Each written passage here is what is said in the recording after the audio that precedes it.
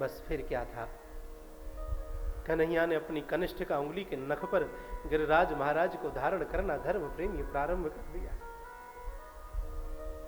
सभी ब्रजवासियों ने देखा कि कन्हैया गिरिराज जी को उठा रहे हैं, तो सब ब्रजवासी अपने अपने डंडा, अपने अपने लठ सोटा लगाने लगे,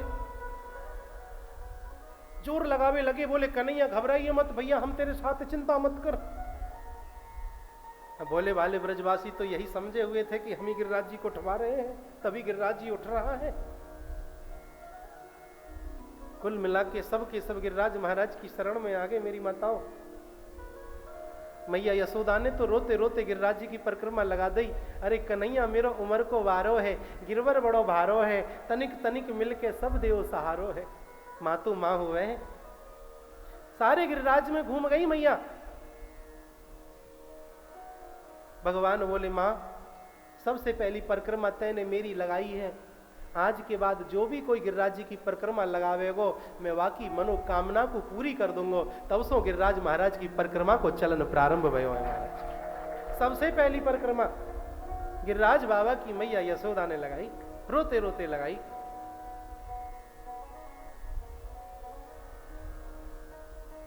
कई दिन हो गए महाराज, मूसलाधार बारिश होते होते 3-4 दिन हो गए। कन्हैया उंगली लगा के खड़े हैं गिरिराज जी के नीचे।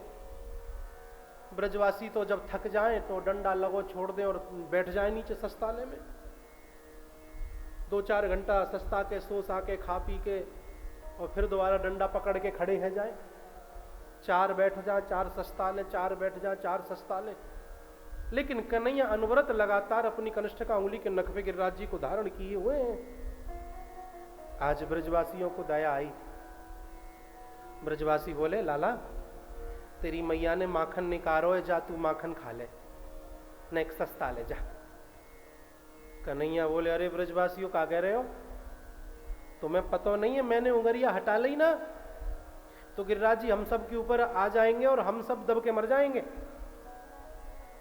ब्रजवासी बोले अच्छा, तो तू यो सोच रहे हो है कि या तेरी छोटी सी उंगलियाते गिरिराज जी रुक रहे हैं, ये हमारे मोटे मोटे सोटा लठ बल्ली बांस खामा खा लग रहे हैं। कन्हैया कहते हैं हाँ ब्रजवासियों, मेरी उंगली पे ही गिरिराज जी रुके हुए हैं। चौरे नंद केतु अपने आप पे समझे कहा है। कन्हैया कहते हैं कि मैं भगवान हूं।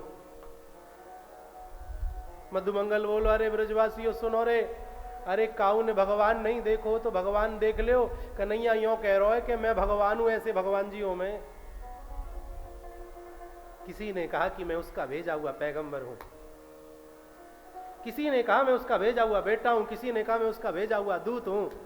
लेकिन मेरे सत्य सनातन धर्म की खूबसूरती तो देखिए। मेरा कृष्ण कुरुक्षेत्र के मैदान में ताल ठोक करके कहता है कि सभी धर्मों का त्याग कर तू मेरी शरण ग्रहण कर ले, मैं तेरा उद्धार कर दूंगा क्योंकि मैं भगवान हूं। है किसी की हिम्मत? भगवान कृष्ण ने यह बात कही और कई बार कही। आदि अनादि काल से चला आ रहा हमारा सत्य सनातन धर्म अद्भुत है अपने आप में। और मेरे भाई बहन याद रखिए कि देवता 33 देवी देवता 33 करोड़ है, ना कि 33 कोटि। यह भी एक गलत भ्रम आप लोगों के बीच में फैलाया जा रहा है कि 33 कोटि होते हैं। कोटि माने प्रकार, 33 प्रकार के देवी देवता होते हैं। महाराज नहीं, 33 करोड़ देवी देवता होते हैं।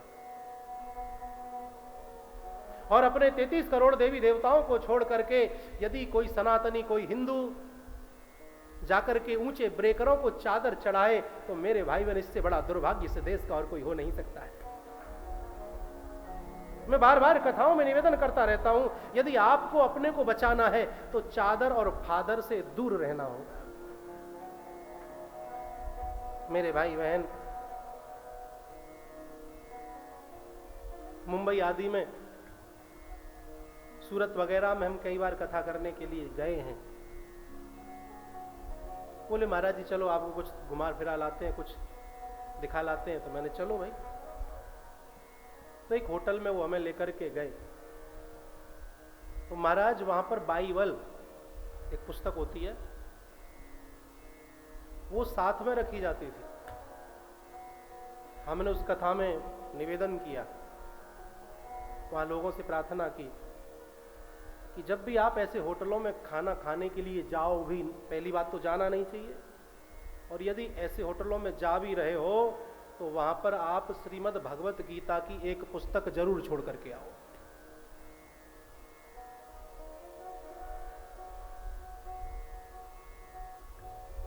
मेरे भाई बहन, हमारे स्कूल जिनमें बच्चों को ईसाइयत पढ़ाई जा रही है, सिखाई जा रही है, तिलक लगा ले तो बच्चों को मारते पीटते, चोटी लगा चोटी रखने नहीं देते, ना जाने क्या क्या अटरम सटरम। संक्षिप्त में मैं सिर्फ इतना कहना चाहता हूं मेरे भाई बहन, अपने धर्म को बचाने के लिए हमें सजग और सावधान रहना होगा। सामने वाले चौकन्ने बैठे अपनी। अभी एक वीडियो वायरल हुई थी, एक बुजुर्ग मुस्लिम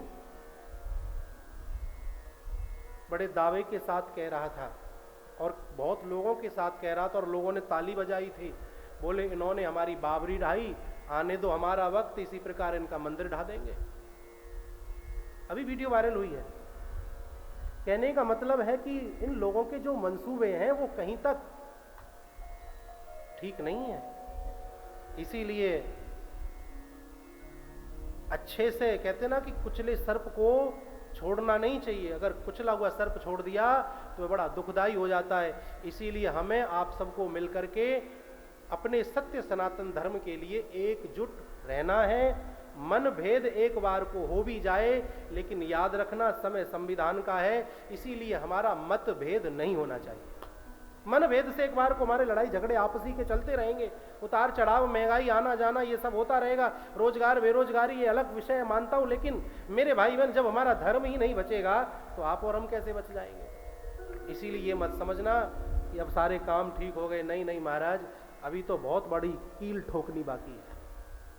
ये देश जब तक हिंदू राष्ट्र घोषित नहीं हो जाता है तब तक शांति से बैठने से हम हिंदुओं को कोई भी लाभ नहीं। 57 इस्लामिक कंट्रीज हैं, 100 से ऊपर ईसाई देश हैं। क्या पूरे विश्व में एक हिंदू राष्ट्र नहीं होना चाहिए? अत्यंत आवश्यकता है आज हिंदू राष्ट्र की। मेरे भाई बहन,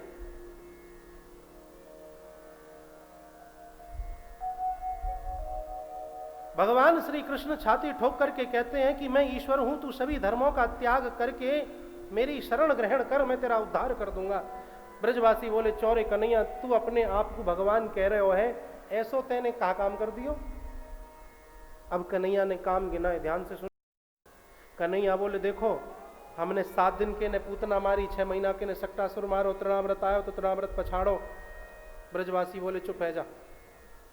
अरे तेने 7 दिन के ने पूतना मार दी तो कोई ज्यादा बड़ो काम नहीं कर दियो।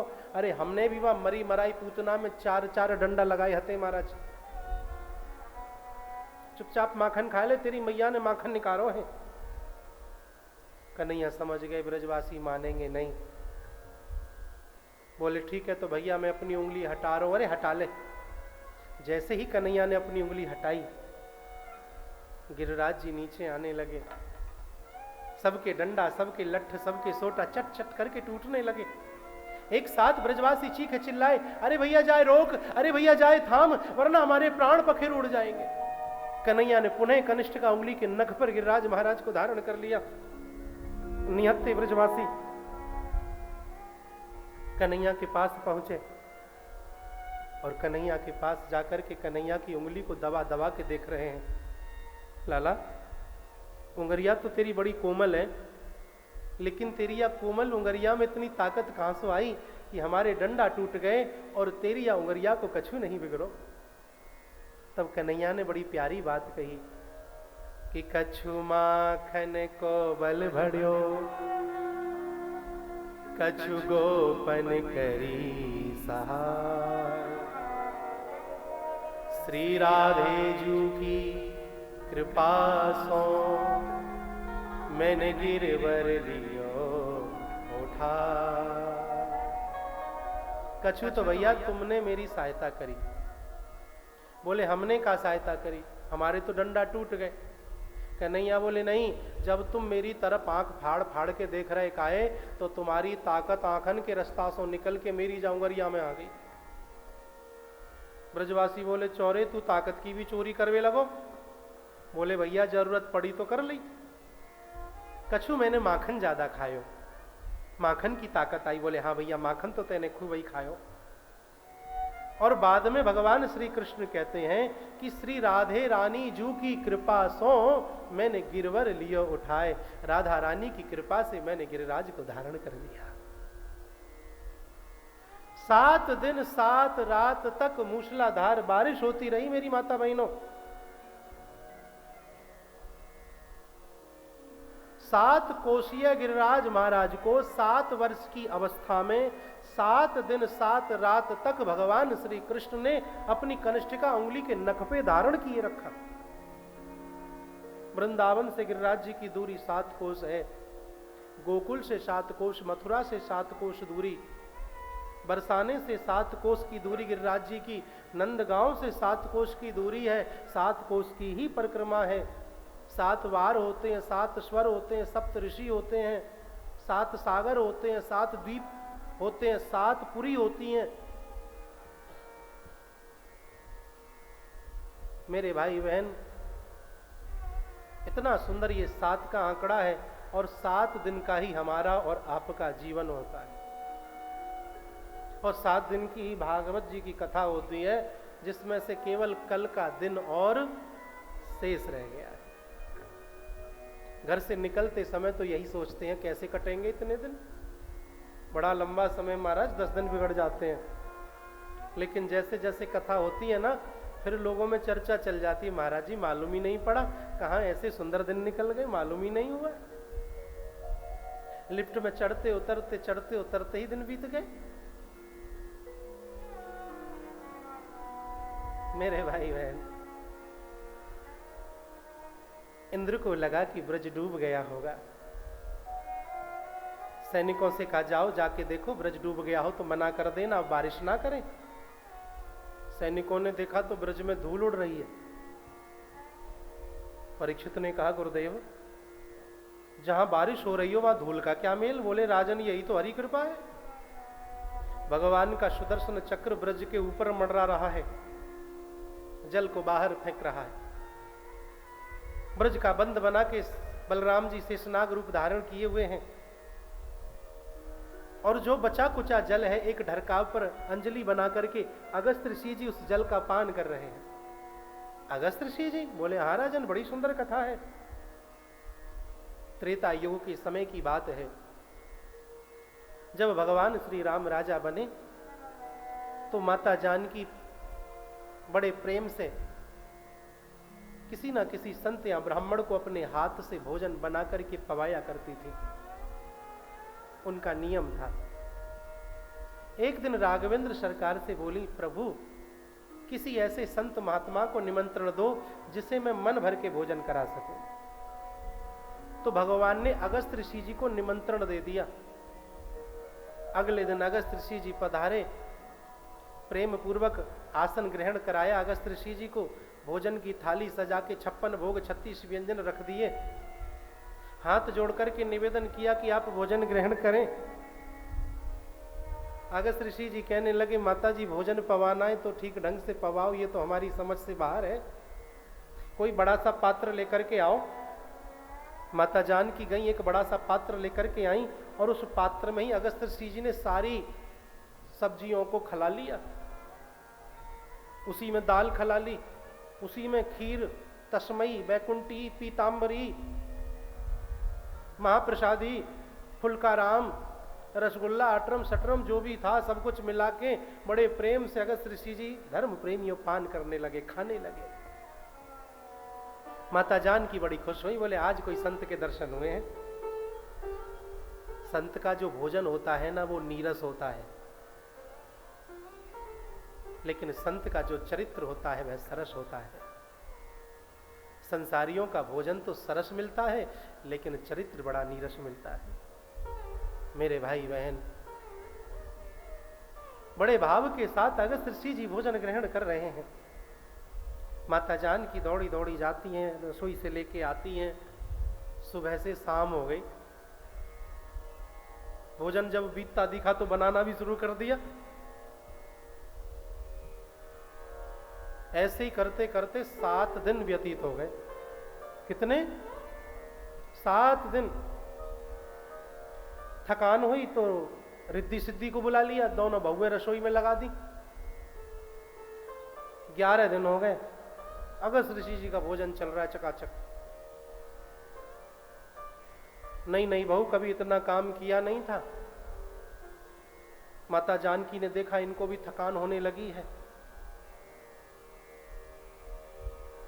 घर में जब नई बहू आए ना तो उसे प्रेम से परिवार में मिलाना चाहिए, प्रतीक्षा करनी चाहिए। बहुत से घर टूटने का एक ये भी कारण बन जाता है, अरे कोई बच्चा है 20 से 25 वर्ष किसी परिवार अपने माता पिता को छोड़ करके अचानक से नए परिवार में आया है, जल्दी से समझता नहीं है, जल्दी से अपनाया भी नहीं जाता, समय लगता है। उस घर का नेचर, उस घर का माहौल, वहां तो जो मन करे वैसा रहो। बेटियां जैसे हमारे घर में हमारी बिटियां रहती हैं, ऐसी वो भी उस घर में रहती थी। अब वो बहू बनकर के आई है, एक साथ उसकी सास मत बना करो। एक साथ ही सारे काम, ऐसा नहीं कि बहू की छाती पे छोड़ दिए अब तू जाने तेरा काम जाने। बहुत सी माताएं तो केवल इसीलिए मन में भरी रखती हैं, बोले हमारी सास ने हमें दबाया तो हम भी अपनी बहू को दबाएंगी। घर टूट जाते हैं। किसी बच्चे को समय कम लगता है, कोई बच्चा जल्दी घुल मिल जाता है परिवार में। किसी को 3 महीने लग जाते हैं, किसी को 6 महीने भी लग जाते हैं, किसी को साल भर भी लग जाती है साहब। बेटियां तो हर एक माँ बाप की परी होती है, राजकुमारी होती है। नई बहू को संभालना, उसे अपनत्व देना, उसे अपनापन महसूस कराना बहुत बड़ा कार्य है, बहुत बड़ी जिम्मेदारी होती है परिवार के बुजुर्ग लोगों की, जिम्मेदार लोगों की। और जिस दिन जब वह बहू उस घर को अपना मानने लगेगी ना, फिर इतना सा नुकसान नहीं होने देगी महाराज। जब समझदार हो जाती है तो फिर देखो पियर वालों को भी फोन करके कह देती है मम्मी मैं नहीं आ पाऊंगी, मेरी सासू बीमार है, मुझे उनकी सेवा करनी है। फलानी बात ऐसी है मम्मी, ऐसे कर लेना, मैं नहीं आ पाऊंगी। भैया कोई बात नहीं, मैं एक दिन के लिए आ जाऊंगी। इतनी फिर समझदार हो जाती है। समय देना चाहिए, कहने का तात्पर्य ये है मेरे माई बाप संबंध कोई भी हो, वक्त चाहता है, समय चाहता है। माता जानकी ने देखा नहीं बहुएं कभी इतना काम किया नहीं है, तो गणेश जी को याद कर लिया। विघ्नेश्वराय वरदाय सुर प्रियाय लंबोदराय सकलाय जगद्धिताय नागाननाय श्रुतियज्ञ विभूषिताय गौरीसुताय गणनाथ नमो नमस्ते। प्रणाम मां। कैसे याद किया? बेटा गणेश, संत भोजन ग्रहण कर रहे हैं, तुम्हारी पत्नी भी रसोई में है, हमें तुम्हारी भी सहायता चाहिए। बोले कैसी सहायता चाहिए? आपको पूड़ी कचौड़ी तलने का काम करना है। गणेश जी बोले माते आपने हमारा चुनाव बहुत अच्छा किया। बोले कैसे? बोले हम तो वैसे भी लंबोदर है, मोटा पेट है, हलवाई जैसे लगते हैं। पूड़ी कचौड़ी तलने लगे गणेश जी। अब माता जानकी का काम केवल परोसने का, रिद्धि सिद्धि और गणेश का बनाने का। 12 दिन हो गए, 13 दिन हो गए, 14 दिन हो गए, 15 दिन हो गए, 16 दिन हो गए। बुरा हाल महाराज। रिद्धि सिद्धि तो थक गई। मोटा आदमी थकता बहुत जल्दी है, गणेश जी वैसे परेशान महाराज। माता जानकी का तो बस पूछो मत, झुक जाए तो उठा ना जाए परोसने में, उठ जाए तो फिर झुका ना जाए, एक दूसरे के चेहरे की तरफ देख लें और लग पड़े। आज माता जानकी जी पहुंची अगस्त ऋषि जी के पास, हाथ जोड़ के बोली बाबा प्रणाम। खुश रहो माते, हम भोजन करते समय बात नहीं करते। बोले मैं आपसे बात करने नहीं आई, मैं तो आपको एक बात याद दिलाने आई हूं। बताओ। कहते हैं मुनिवर जब आधा भोजन हो जाए तो जल पी लेना चाहिए। अगस्त ऋषि जी बोले माते चिंता ना करो, हमें मालूम है जब हमारा आधा जल आधा भोजन हो जाएगा तो हम आपसे जल मांग लेंगे। जानकी जी के तो पांव के नीचे से जमीन खिसक गई है, भगवान अभी इनका आधा भोजन नहीं हुआ और यहां पूरी जान निकलने को है। अगले दिन राघवेंद्र सरकार पधारे। कहो देवी भोजन प्रसाद ठीक चल रहा है ना? बोले बस हद हो गई, अब की बार तो ऐसे संत को निमंत्रण दे दिया, अगली बार से ऐसे संत को निमंत्रण मत दे देना। आपने ही तो कहा था। अरे मैंने कहा तो इसका मतलब ये थोड़ा ही। थोड़ा सा आवाज क्वालिटी थोड़ी सी बढ़ाया, आवाज कम पड़ गई, गला खा गया।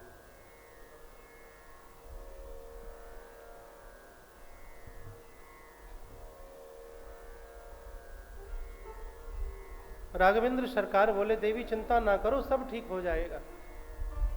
अरे क्या ठीक होगा? अर्ध भोजन वृद्ध गाय दाता दे नरक हो जाए। चिंता ना करो, ठीक हो जाएगा सब।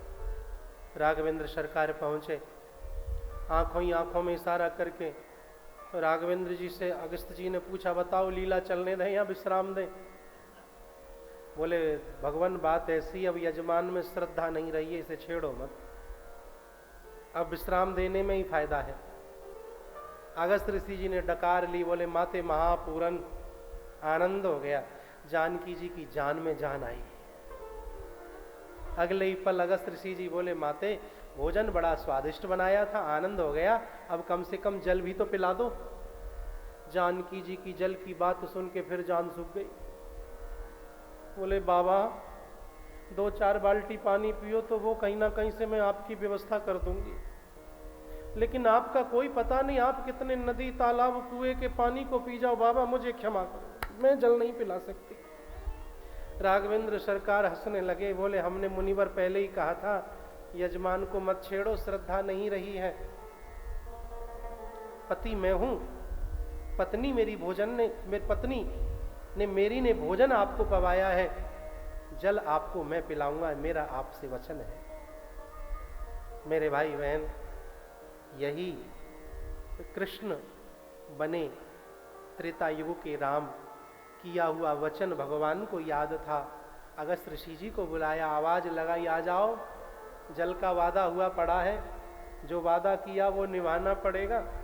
अब तो आकर के भगवान की आज्ञा अनुसार अगस्त ऋषि जी बड़े प्रेम पूर्वक अंजलि बना करके जल का पान कर रहे हैं।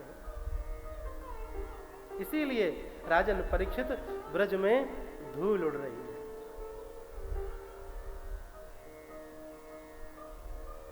इंद्र को जब सैनिकों ने बताया तो इंद्र स्वयं चल करके आया, देखा दिव्य दृष्टि से, अरे ये तो साक्षात नारायण भगवान है, मैंने किससे पंगा ले लिया। ऐरावत हाथी से कूद पड़ा, गिरता हुआ दंडवत करता हुआ भगवान के चरणों से आकर के लिपट गया, प्रभु मुझे क्षमा कर दो, मैं आपको समझ नहीं सका भगवान। अहो वकीयम स्तन कालकूटम जिंघासयापाय यदाप्य साध्वी लेभे गतिम धातृचिताम ततोन्यम कम वा दयालु शरणम ब्रजेम।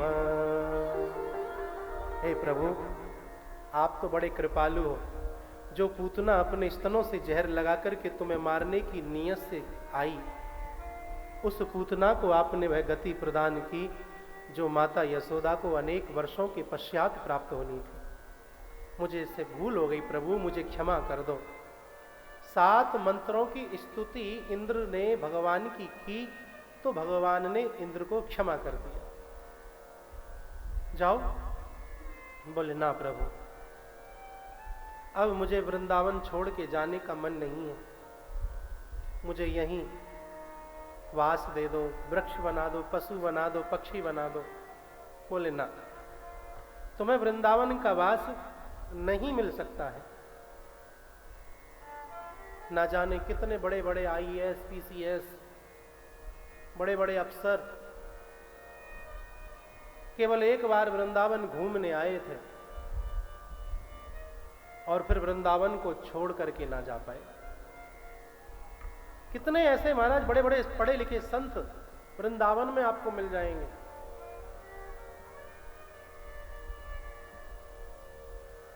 वृंदावन अपने आप में अद्भुत है।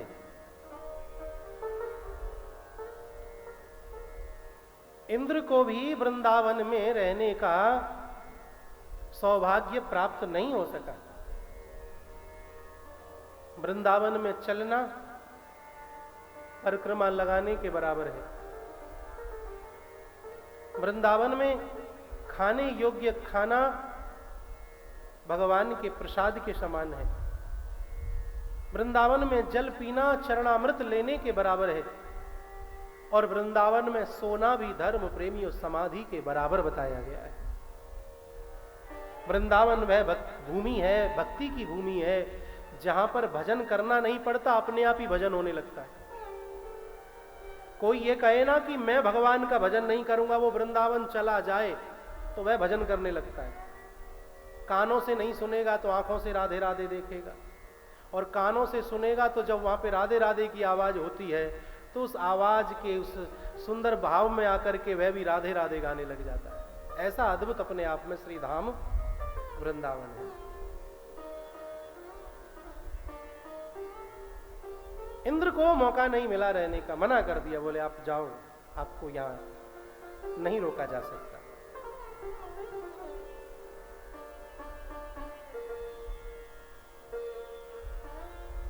हम भी,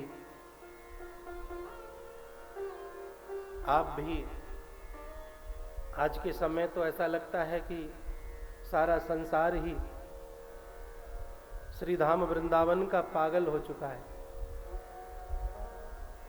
इसीलिए किसी भक्त ने ये भजन ठाकुर जी को सुनाया है। कोई पागल है धन दौलत का, कोई पागल बेटे नारी का।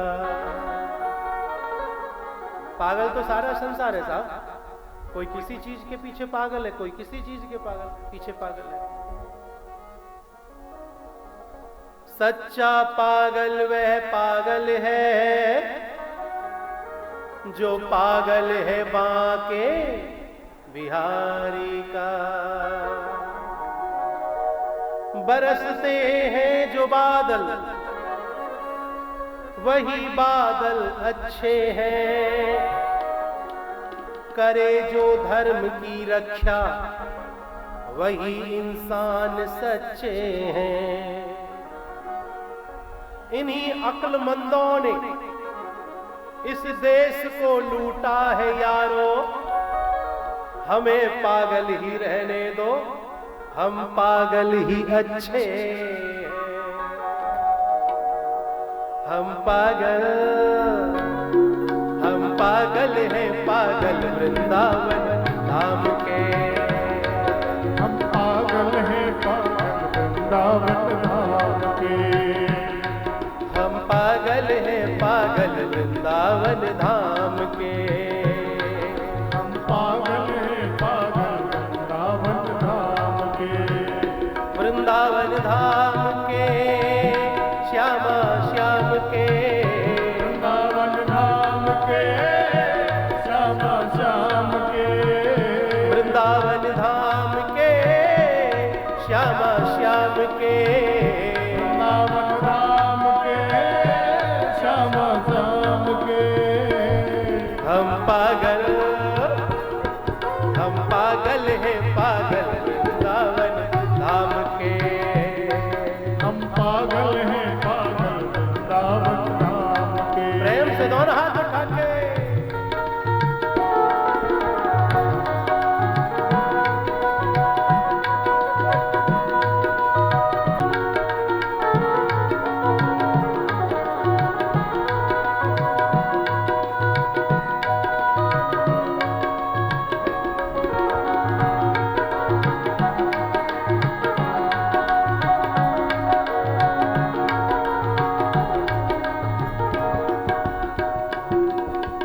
श्याम नाम के पागल, मन तू भी पागल हो जा, तू भी पागल हो जा, मस्तान तरंग में खो जा, तरंग में खो जा, के जाम में हम पागल हैं, पागल वृंदावन धाम के। हम पागल हैं, पागल वृंदावन धाम के।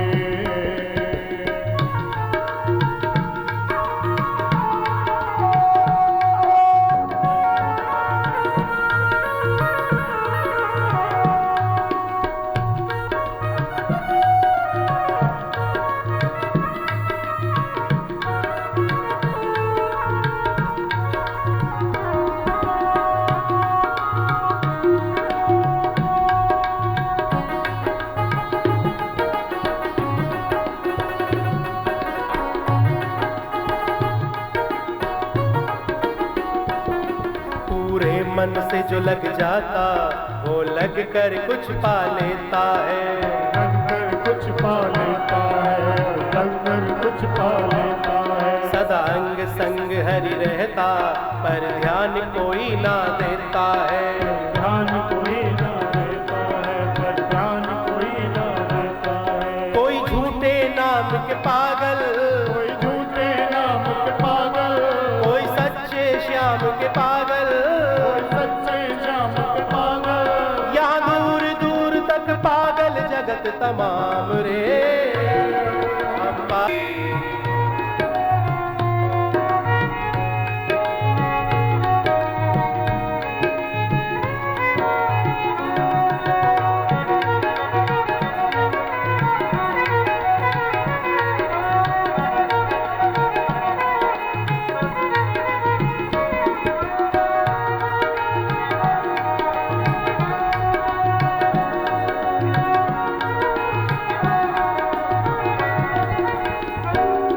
कितने हुए अब तक पागल, गिनती ना कोई समाई है, इनकी ना कोई समाई है, इनकी ना कोई समाई है। मीरा कर्मा विदुरानी सबरी अहिल्या बाई है, सबरी अहिल्या बाई है, सबरी अहिल्या बाई है।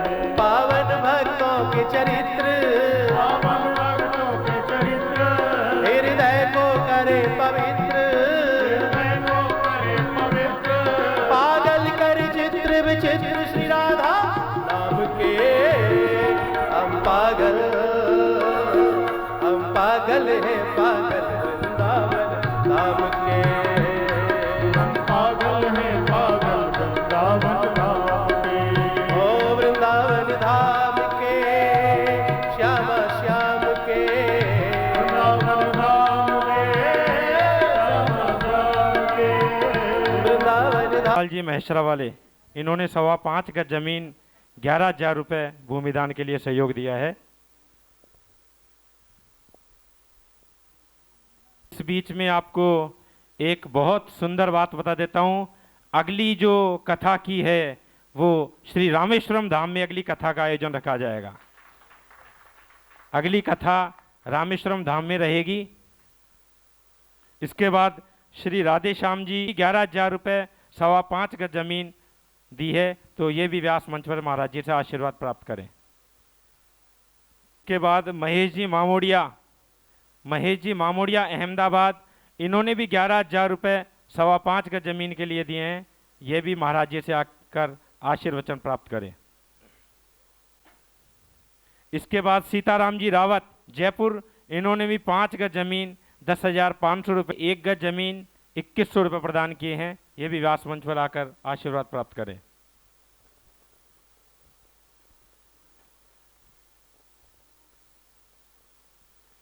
गोविंद जी गुप्ता जयपुर, इन्होंने भी 1 गज जमीन 2,100 रुपये दिए हैं, तो ये भी व्यास मंच पर आकर महाराज जी से आशीर्वाद प्राप्त करें। मदन जी गुप्ता महेश्वरा वाले, इन्होंने 2 गज जमीन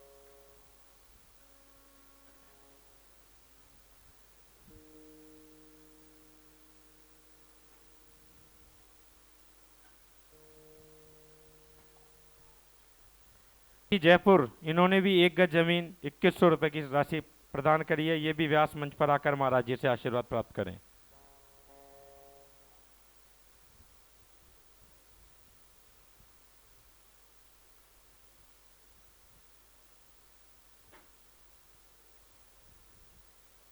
गुप्तदान 2100 रुपए, गुप्तदान 2100 रुपए, गुप्तदान 2100 रुपए, गुप्तदान 2100 रुपए, गुप्तदान 2100 रुपए। इन दानदाताओं ने अपना नाम नहीं लिखाया और 5 जगह 2100 रुपए, एक एक वर्ग जमीन इन्होंने भी दी है। एक बार जोरदार, भगवान इन सभी की मनोकामना पूरी करे और इसी तरह, इस तरह ही ये दान देते रहें ताकि अच्छे अच्छे गुरुकुलों का निर्माण होता रहे, बच्चे उसमें बैठकर शिक्षा प्राप्त करें ताकि उनका भी भविष्य उज्जवल होए। बोलो वृंदावन बिहारी लाल की। आज जो पूजन में बैठे थे, एक बार उनका भी नाम मैं बोल देता हूं, तो वो भी व्यास मंच पर आकर महाराज जी से आशीर्वाद प्राप्त करें। श्री राजेंद्र जी झालानी कोटा, राजेंद्र जी झालानी कोटा,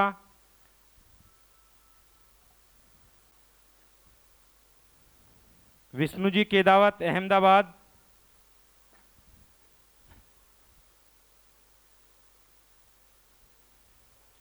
केसी जी अग्रवाल जयपुर,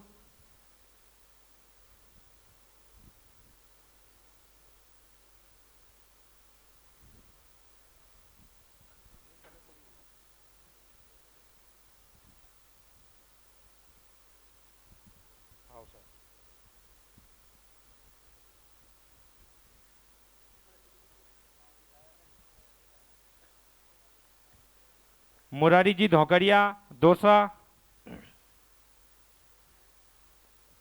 मुरारी जी धोकरिया दौसा।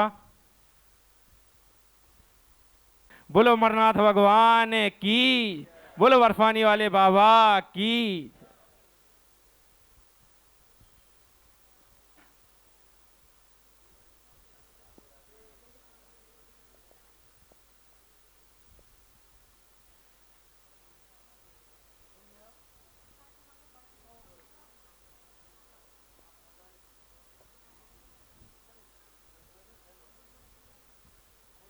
और एक खुशी की बात आपके बीच में रख रहा हूं, आज ध्वजा अर्पण का आयोजन रखा गया है।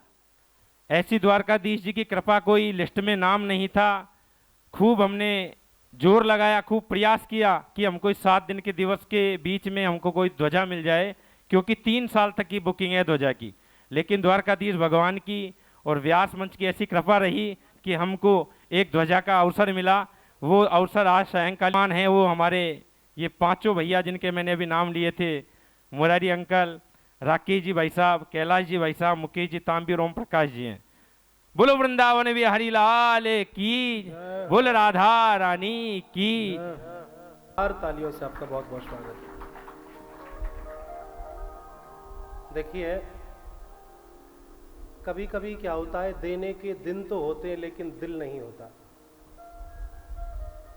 और कभी कभी दिल होता है तो देने के दिन नहीं होते। दिल और दिन परमात्मा हर किसी को नसीब नहीं करता है। द्वारिका धाम में दास की एक छोटी सी बात थी, रौनक भैया को मैंने निवेदन किया कि भैया ऐसे ऐसे हमारा एक छोटा सा मन में भाव है। बोले महाराज चिंता ना करो, तो ब्रज भूमि में ही गुरुकुल का निर्माण होगा, जब भी ठाकुर जी ने समय रखा हुआ है।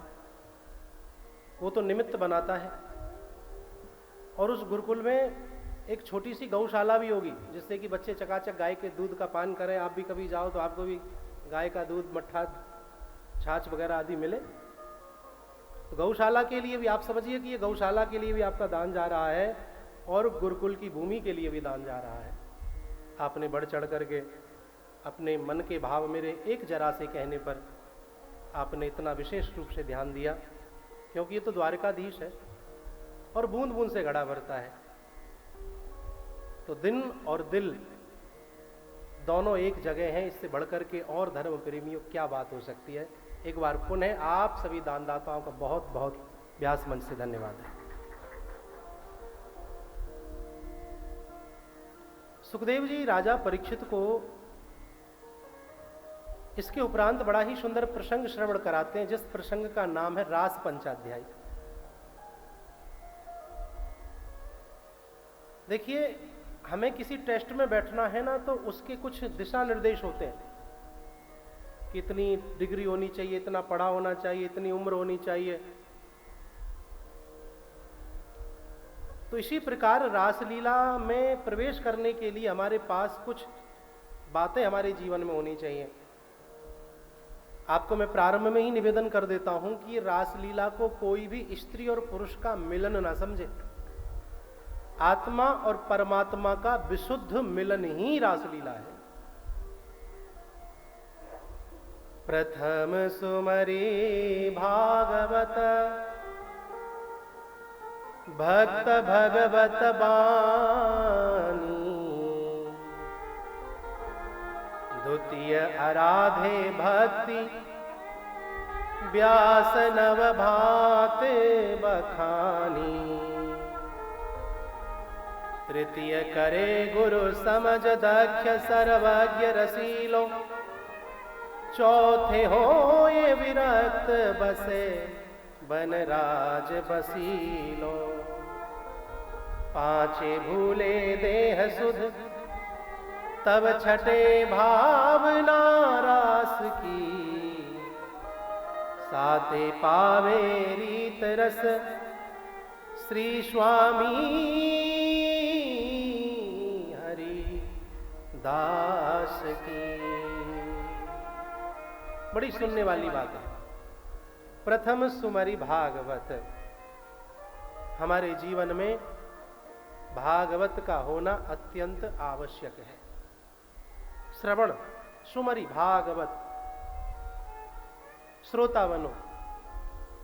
और श्रोता जितना स्वतंत्र है उतना वक्ता स्वतंत्र नहीं है। आपका मन करे आप नाच सकते हो, रो सकते हो, सो भी सकते हो, लेकिन कथाकार को यह सुविधा उपलब्ध नहीं है। मेरा कितना भी मन करे नाचने का, क्या मैं नाच सकता हूं? कहने का मतलब है कि श्रोता स्वतंत्र है और श्रोता को अपनी स्वतंत्रता का आनंद लेना चाहिए। बहुत से लोग तो ताली इसीलिए भी नहीं बजाते कि सोचते हैं पड़ोसी क्या कहेगा। द्वितीय राधे भक्ति व्यास नव भांति बखानी। दूसरी बात है हमारे जीवन में नवदा भक्ति का होना। तृतीय करे गुरु समझ दक्ष सर्वज्ञ रसीलो। तीसरी बात है हमारे जीवन में एक गुरु का होना। देखो, गुरु बनाओ जान के और पानी पियो छान के। लोभी गुरु, लालची चेला, और वे दोनों नरक में ठेलम ठेला। दो ठग बीच बसे एक ठगनी, ठग ठगनी को मेला है, और जाको जैसो गुरु बतायो वाको वैसो चेला है।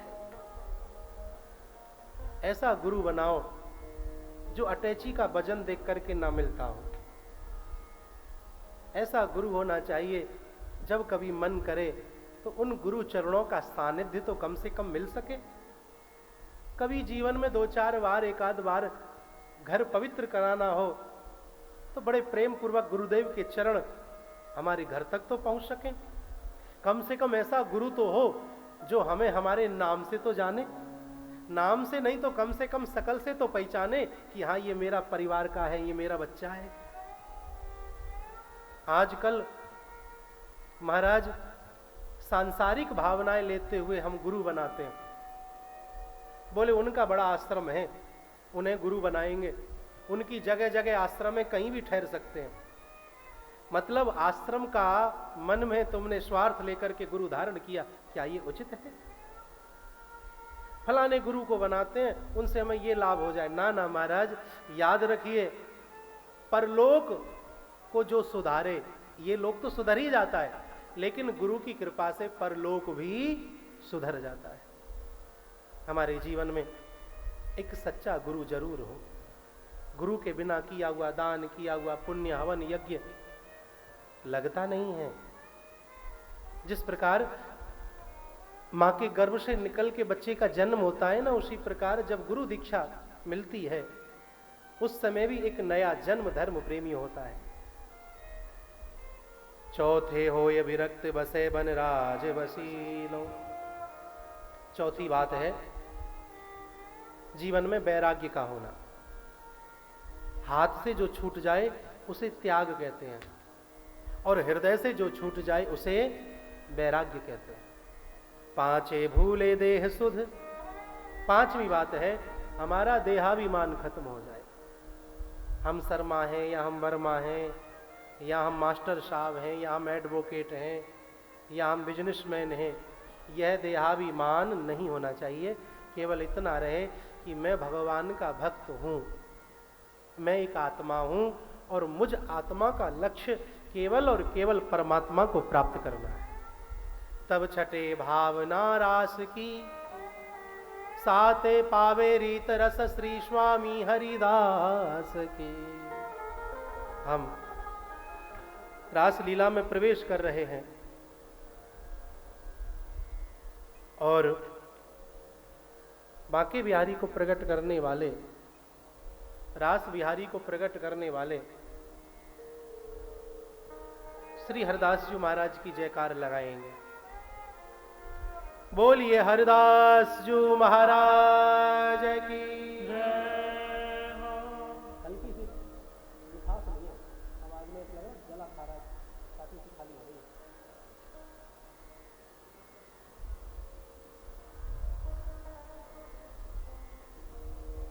सज्जनों, शरद पूर्णिमा की रात्रि, रात 12 बजे यमुना नदी के तट पर अपने अधरों से बांसुरी लगा करके भगवान श्री कृष्ण ने बांसुरी का निनाद किया है। बांसुरी की धुन चारों दिशाओं में गूंजने लगी। जिस गोपी के कान में ये बांसुरी की आवाज पहुंची, वह गोपी अपने घर के कार्य को छोड़ करके कृष्ण की तरफ दौड़ लगाती है। एक गोपी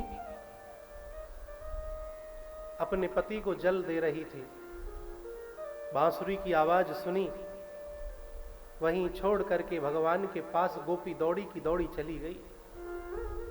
एक गोपी वस्त्र बदल रही थी, आधे वस्त्र बदले थे, आधे नहीं। सुनी बांसुरी, उसी अवस्था में कृष्ण की ओर चल पड़ी। एक गोपी अपने बच्चे को दूध पिला रही थी, बांसुरी की आवाज सुनी, छोड़ करके अपने शिशु को कृष्ण के पास पहुंच गई। एक गोपी के पति ने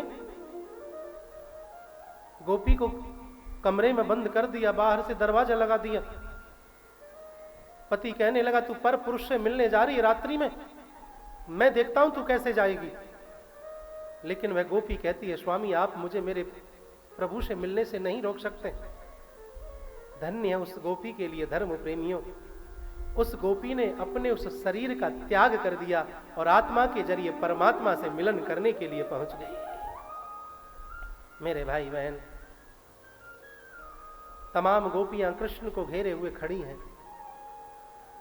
भगवान श्री कृष्ण मधुर बांसुरी निनाद कर रहे हैं।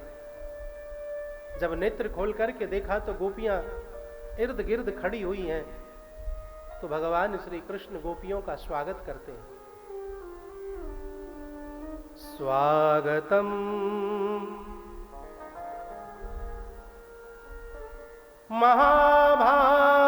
महाभागे प्रियम किम करवाणि वः ब्रजस्यानामयं कश्चिद् ब्रूता गमन कारणम। स्वागतम वो महाभागा। हे गोपियों, मैं कृष्ण आपका बहुत बहुत स्वागत करता हूं। गोपियां खुश हो गईं। हा, कृष्ण ने हमें बुलाया, हमारा स्वागत भी कर दिया।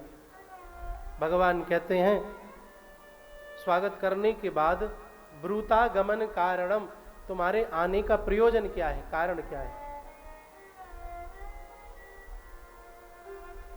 गोपियां कहने लगी, देखो तो सही, खुद ने बांसुरी बजा करके हमें बुलाया और हमारा स्वागत भी किया, अब कहता है ब्रूतागमन कारणम।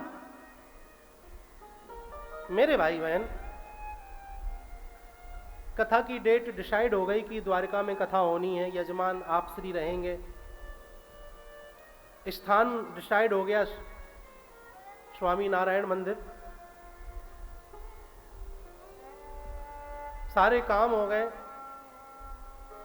हम गंगापुर भी पहुंच गए, गंगापुर से हमें रिसीव कर लिया, यहाँ आ गए, यहाँ करके सारी व्यवस्थाएं दिखा दी, हमारा कमरा रूम वगैरह सब कुछ हमें अलॉट कर दिया। और फिर उसके बाद आयोजक हमसे कहे, और बताओ महाराज कैसे आना हुआ। तो हमें क्या लगेगा कि भाई तुमने भांग पी हुई है या हमने भांग पी हुई है। अरे इतनी सारी व्यवस्थाएं किस लिए की हुई हैं।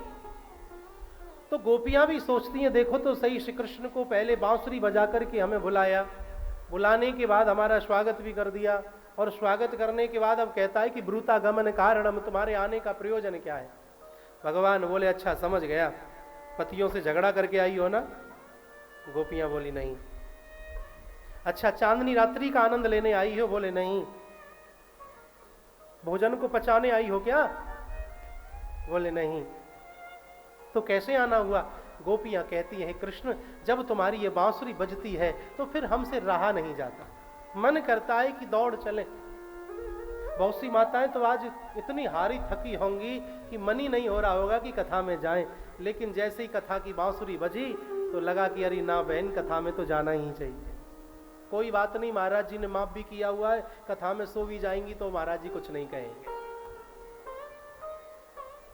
थकान दिख जाती है चेहरे पर। आज बहुत लोगों के चेहरे पर हल्की हल्की थकान दिखाई दे रही है। सफर भी होता है, लेकिन उपस्थिति अपने आप में अद्भुत रहती है। तमाम गोपियां कृष्ण को जब ये बात कहती हैं तो भगवान कहते हैं, देवियों तुम अपने पतियों को छोड़ करके मेरे पास आई हो, क्या ये तुमने ठीक किया। पतिव्रता नारी के लिए सबसे बड़ा कर्म है कि वह अपने पति की सेवा करे, और तुम इस रात्रि में मेरे पास आई हो। भगवान ने गोपियों को एक कहानी सुनाई है, ध्यान से सुनना। कहते हैं, गोपियों एक पतिव्रता नारी थी, बहुत पति की सेवा करती थी। हारा थका पति शाम को घर लौट करके आया तो पत्नी की गोद में सर रख करके सो गया। सर्दी का समय था, अंगीठी जल रही थी नीचे। ऊपर चारपाई पर उनका एक छोटा सा नवजात शिशु सो रहा था। उसकी नींद खुली, बच्चे ने करवट ली। कृष्ण कहते हैं, गोपियों वह पतिव्रता नारी सोचने लगी, यदि अब की बार इसने करवट बदली तो करवट बदलने के साथ ही ये इस अंगीठी में गिर जाएगा नीचे, और यदि मैं उठ के जाती हूं तो मेरे पति की नींद टूट जाएगी। किसी को कच्ची नींद में जगाना महाराज बहुत बड़ा पाप है।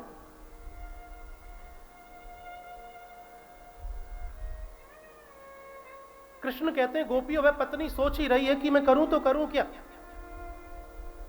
इतने में उसके बच्चे ने दूसरी करवट ली, और करवट लेने के साथ ही वह बच्चा चारपाई से नीचे उस अंगीठी में गिर पड़ा। पत्नी रोने लगी, पति की नींद टूटी। एक साथ पत्नी ने दौड़ लगाई, चारपाई की तरफ दौड़ी। कृष्ण कहते हैं, देवियों तुम्हें मालूम है पतिव्रत धर्म के प्रभाव से क्या हुआ। वह अग्नि भी चंदन के समान शीतल हो गई, और उसका बच्चा उस अंगीठी के अंदर बड़े प्रेम पूर्वक खेल रहा था।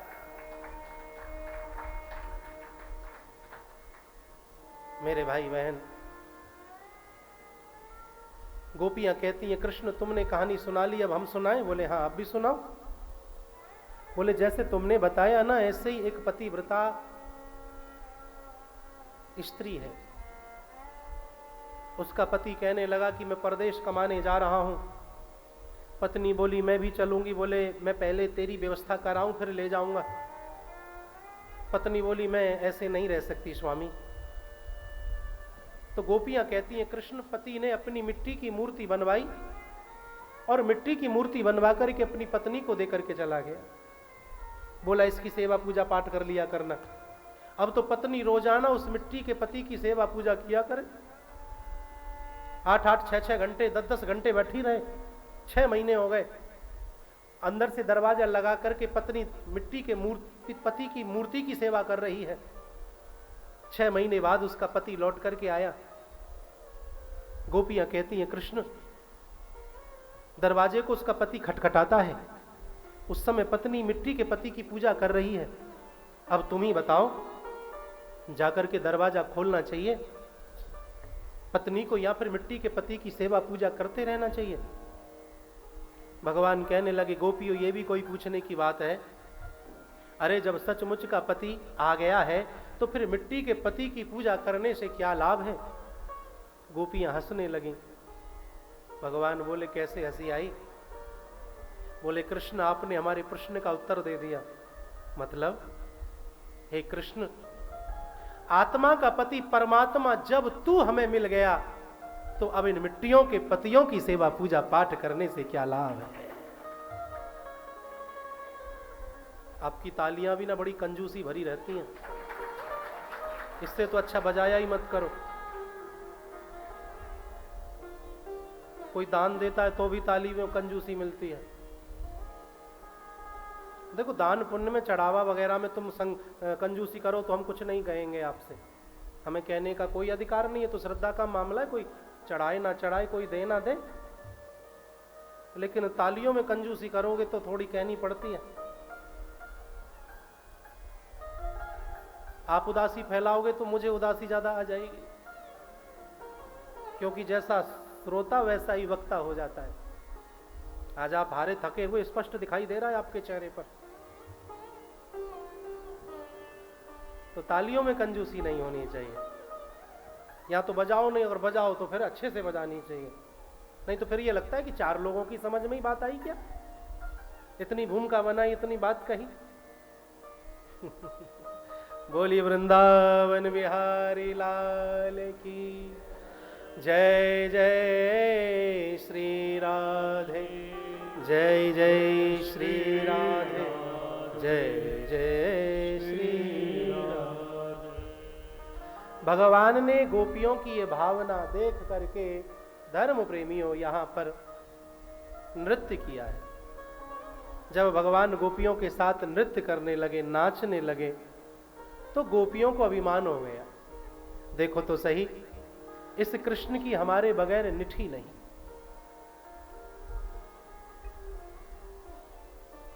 जब गोपियों को अभिमान हुआ तो भगवान एक गोपी को अपने साथ में लेकर के अंतर ध्यान हो गए।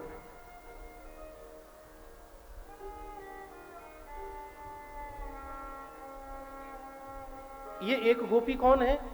ये एक गोपी है राधा रानी। भागवत जी में राधा नाम स्पष्ट नहीं है। अब राधा को मान हो गया। मान कहते हैं अपने प्रियतम के प्रति रूठने को। कभी कभी इच्छा होती है ना कि हमारी पत्नी हमें कितना प्रेम करती है या हमारे पति हमें कितना प्रेम करते, ये मान में आता है। हम तो एक बात आपसे कहें, देखो जैसा चल रहा है ना वैसा चलने दो। इस संसार के प्रेम को नापने की आवश्यकता नहीं है। सुबह सुबह चाय की प्याली पकड़ाते हुए पत्नी अपने पति से बोली, है जी एक बात बताओ, यदि मैं मर गई तो आप क्या करोगे? पति बोला तू सुबह सुबह कैसी बातें करती है, ऐसी बात नहीं करते। पत्नी को बड़ा अच्छा लगा, देखो मेरे से कितना प्रेम करते हैं, मैं मरने की कह रही हूं तो गुस्सा हो रहे हैं। बताओ ना पप्पू के पापा, यदि मैं मर गई तो आप क्या करोगे? तू कैसी बातें करती है, सुबह सुबह मरने की बात लेके बैठ गई। पत्नी को बड़ा अच्छा लगा, देखो मेरे पे गुस्सा कर रहे हैं। नहीं नहीं मैं जानना चाहती हूं, बताओ ना यदि मैं मर गई तो आप क्या करोगे? पति कहने लगा, देख यदि तू मर गई ना मैं तो बस फिर पागल ही हो जाऊंगा। पत्नी बड़ी खुश हुई, मेरे से इतना प्रेम करते हैं कि मेरे मरने के गम में ये पागल हो जाएंगे। पत्नी बोली कंधे पर सर रख करके, हैं जी फिर ये बताओ इसका मतलब आप दूसरा विवाह नहीं करोगे? पति कहने लगा अब जब पागल हो जाऊंगा तो फिर पागल का भरोसा क्या। तो महाराज ये संसार सागर है, इसके प्रेम को नापने मत डोलना। जैसा चल रहा है ना वैसा चलने दो। नया नया विवाह, पति पलंग पे पत्नी का इंतजार कर रहा था। पत्नी आई, पलंग पर हाथ रखते हुए बोला आओ बैठो। पत्नी बोली ना जी मैं तुम्हारे बराबर में नहीं बैठ सकती। चौकी ली और चौकी पे बैठ गई। पति को बड़ा अच्छा लगा, बोले इस कलयुग में इतनी संस्कारवान पत्नी मिली है जो बराबर में नहीं बैठती। पति ने पूछा तो ये बताओ देवी यदि हम चौकी पे बैठे होते तो फिर तुम कहाँ बैठती? बोले मैं चटाई पे बैठ जाती लेकिन आपके बराबर में स्वामी नहीं बैठती। पति को बड़ा अच्छा लगा। अच्छा ये बताओ यदि हम चटाई पे बैठे होते तो फिर तुम कहाँ बैठती? पे बैठ जाती लेकिन आपके बराबर में फिर भी ना बैठती। अब उत्तर इतना अच्छा था कि पति के मन में प्रश्न उठना स्वाभाविक था। तो पति बोला एक बात बताओ यदि हम जमीन पे ही बैठे होते तो फिर तुम कहाँ बैठती? अब पत्नी सोचने लगी ये क्या बातें लेके बैठा है, लेकिन फिर भी पत्नी कहने लगी यदि स्वामी आप जमीन पे बैठे होते हम तब भी बराबर में नहीं बैठते तो फिर कहाँ बैठती? बोले मैं 4 हाथ गड्ढा खोदती और उस गड्ढे में बैठ जाती। पति लपक के बोला तो ये बताओ जब तुम गड्ढा खोदती और तुम्हारे बैठने से पहले ही मैं उस गड्ढे में जाके बैठ जाता तो फिर कहाँ बैठती? अब पत्नी से नहीं रहा गया। पत्नी बोली जब आप उस गड्ढे में बैठ जाते ना मैं आपके ऊपर मिट्टी डाल करके और पलंग बिछा करके बैठती नहीं, सो जाती। अब हुआ महाराज दूध का दूध और पानी का पानी। तो महाराज ये संसार का प्रेम है, जैसा चल रहा है ना इसे चलने दो। ज्यादा खकोरा खकोरी में ये मत लगा करो कि पति के मोबाइल का पासवर्ड क्या है कि पत्नी के मोबाइल का पासवर्ड क्या है। महाराज कुछ नहीं रखा इन चीजों में। जैसा चल रहा है दाल रोटी मिल रही है, प्रेम से हरि गुण गाओ भैया। संसार का प्रेम थोता ही मिलता है, प्रेम तो परमात्मा का ही सच्चा मिलेगा। संसार में प्रेम करने के योग्य कोई है भी तो वह गोविंद ही तो है, वह कृष्ण ही तो है। अपने संबंधों का निर्वहन करते चलो और अपने हृदय को भगवान के श्री चरणों में लगाते चलो। राधा रानी को मान हो गया, बोले प्रभु पता नहीं आप हमें कहां लिए जा रहे हो, हमसे चला नहीं जाता, हमें अपने कांधे पे बिठा लो। आओ राधे बैठो। जैसे ही राधा रानी कांधे पर बैठने के लिए हुई, भगवान राधा रानी को छोड़ करके एक साथ अंतर ध्यान हो गए। अब तो राधा रानी रोने लगी, बिलखने लगी, हे प्रभु हमसे बड़ी भूल हो गई, हम आपको पहचान ना सके, हमें क्षमा कर दो भगवान। कोई वस्तु हमारे पास जब तक रहती है ना हम उसके मूल्य को नहीं समझते, चाहे वो कोई भी चीज हो, और जब वह वस्तु हमसे छिटक जाती है तब हमें मालूम होता है कि उसका मूल्य क्या है। गोपियों ने राधा को देखा, श्याम सुंदर तुम्हारे साथ थे, कहां चले गए? बोले जिस तरह तुम्हें छोड़ करके गए ना उसी तरह श्याम सुंदर मुझे भी छोड़ करके अंतर ध्यान हो गए। कितना रोई हैं गोपियां। रोते रोते गोपियों ने गीत गाया है, उसी गीत को गोपी गीत कहा गया है। देखिए या तो मनुष्य गा ही सकता है या फिर रो ही सकता है, लेकिन गोपियों ने गाया भी है और गोपियों ने रोया भी है, इसीलिए इस गीत को गोपी गीत कहा गया है। द्वारका धाम की पावन धरा पर आइए कुछ गोपी गीत के मंत्र श्रवण करते हैं। भले समझ में ना आए लेकिन अच्छा बहुत लगेगा।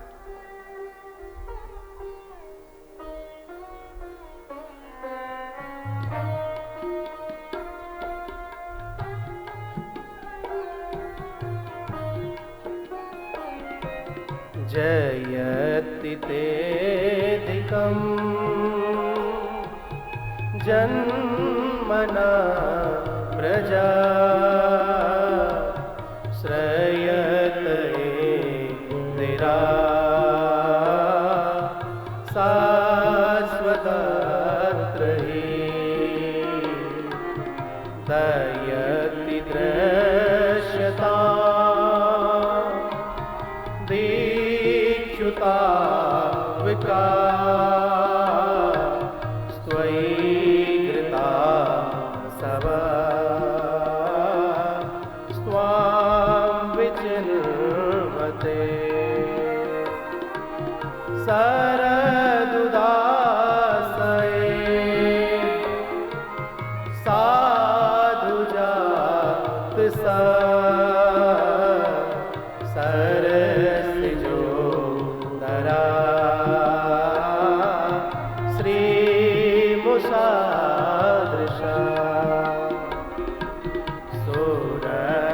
सुरनाथते शुल्कदासिका वरदने नतो नेह किं वदा विषजलाप्यया व्यालराक्षसा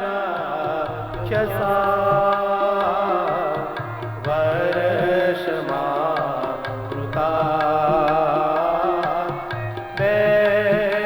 वैद्युतानला भ्रशमयात्मजा विश्वतो भया द्रसवते वयं रक्षिता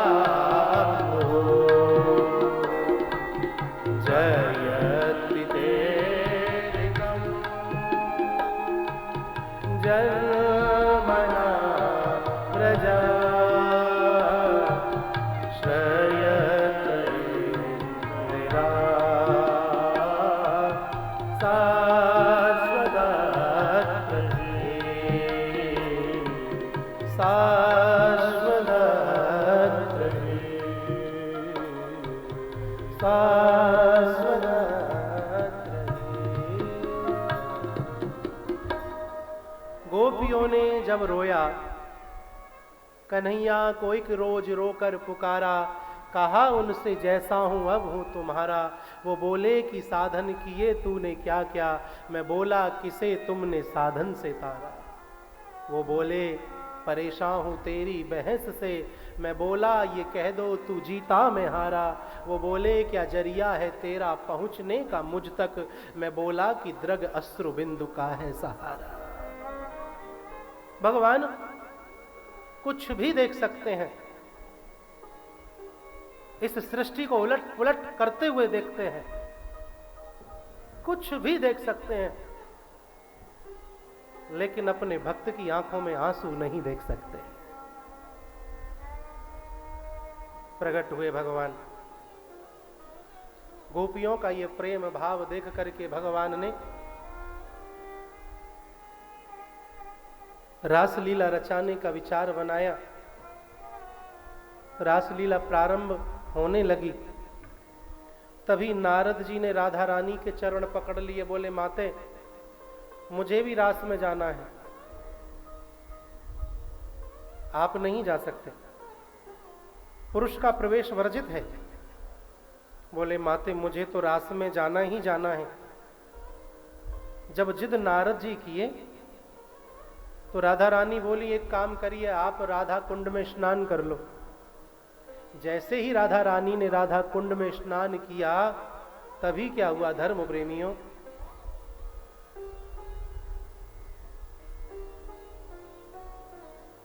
नारद जी ने जब डुबकी लगाई तब तो नारद थे, लेकिन डुबकी लगा के जैसे ही बाहर आए तो नारदी बन गए।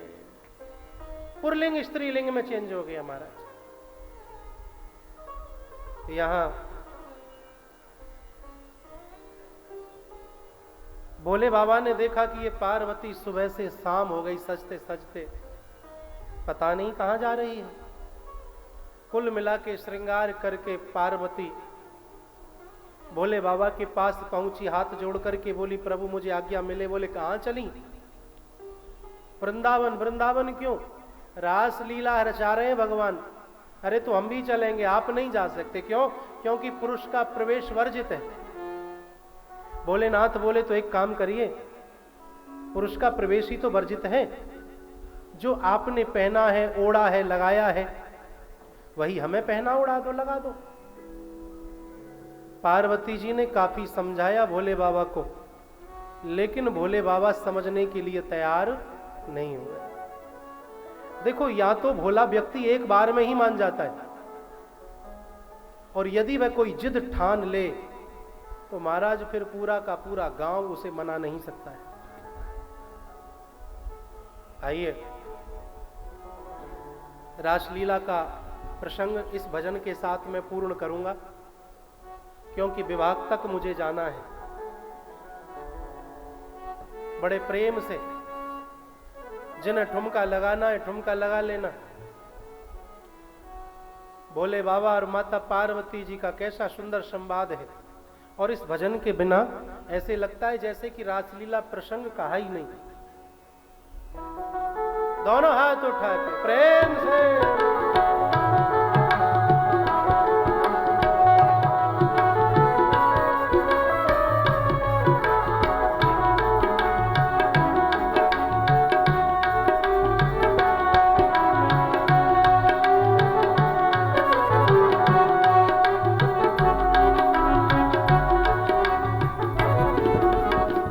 दिन वो भोले भंडारी बन के ब्रज की नारी वृंदावन आ गए हैं। वृंदावन आ गए हैं।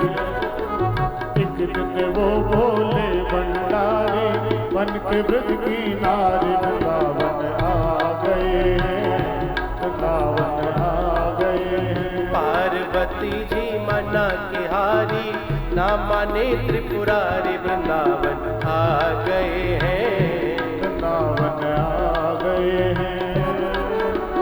पार्वती जी मना के हारी, ना माने त्रिपुरारी वृंदावन आ गए हैं। वृंदावन आ प्रेम से दोनों हाथ उठा के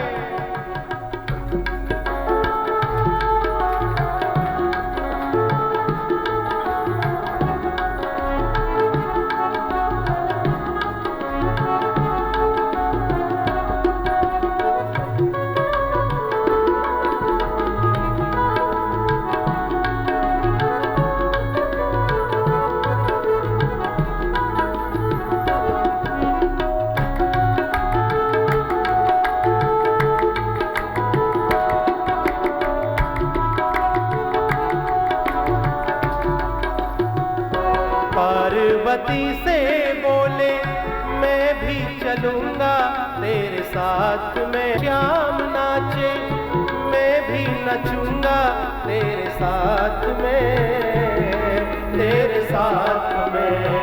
राधा सर्व श्याम नाचे, मैं भी नचूंगा तेरे साथ में, तेरे साथ में। ब्रज में रास रचा है भारी, हमें दिखाना प्यारी वृंदावन आ गए हैं। वृंदावन आ गए हैं। ओए ओए ओए ओए, एक दिन वो भोले भंडारी बन के ब्रज की नारी वृंदावन आ गए हैं। वृंदावन आ राधा रानी सरकार की।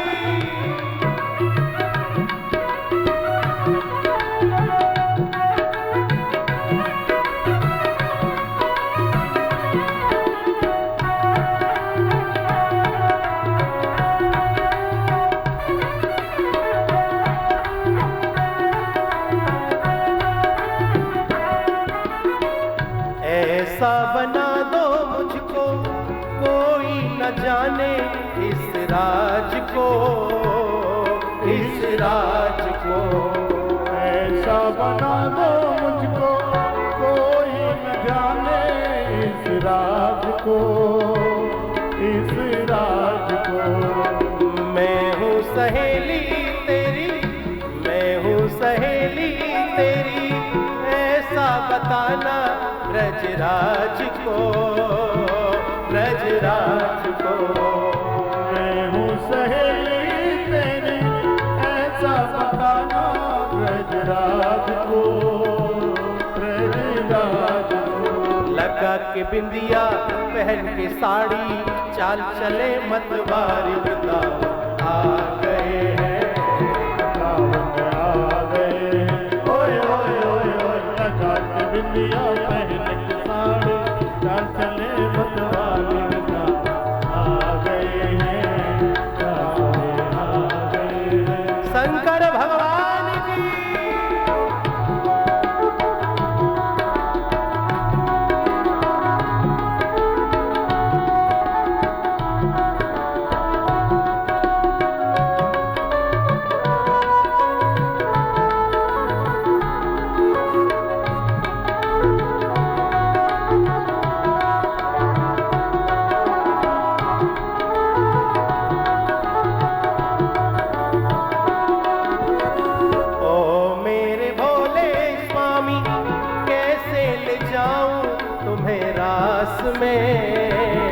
तुम्हें रास में, ओ मेरे भोले स्वामी, कैसे ले जाऊं तुम्हें रास में, तुम्हें रास में। ओ मेरे भोले स्वामी, कैसे ले जाऊं तुम्हें रास में, तुम्हें रास में। ओ मेरे भोले स्वामी, कैसे ले जाऊं तुम्हें रास में, तुम्हें रास में। मोहन के सिवा वहाँ कोई पुरुष न होगा उस रास में, उस रास में।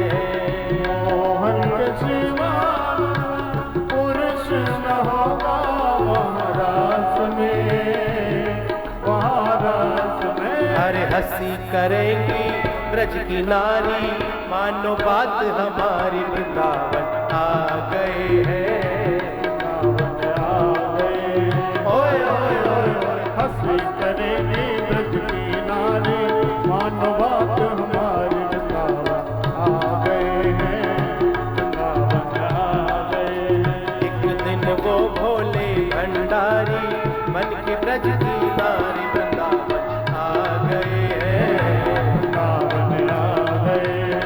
ओए ओए ओए ओए, एक दिन वो भोले भंडारी, मन के ब्रज की नारी, वृंदावन आ गए हैं। ओ वृंदावन आ गए हैं, वृंदावन आ गए हैं, वृंदावन आ गए हैं। तो वृंदावन में पहुंच गए, एंट्री तो मिल गई, लेकिन भगवान श्री कृष्ण ने देखा कि ये गोपी कुछ लंबी है और शरीर भी थोड़ा सा, और चाल भी जनानी नहीं है, मर्दाना चाल है, और घूंघट किए हुए हैं।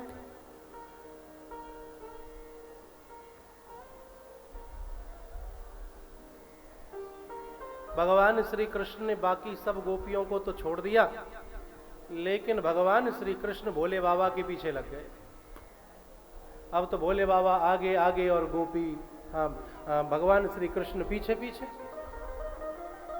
काफी भाग दौड़ हुई, लेकिन भोले बाबा कृष्ण के हाथ जब नहीं आए तो भगवान ने अपनी बांसुरी लगा करके जब अपने अधरों से लगा के उसे बजाना प्रारंभ किया, बांसुरी की धुन पे भोले बाबा थिरकने लगे, नाचने लगे। ये तो आप जानते ही हैं कि भोले बाबा का जो नृत्य थोड़ा उठा पटक भरा हुआ ज्यादा है। बस फिर क्या था,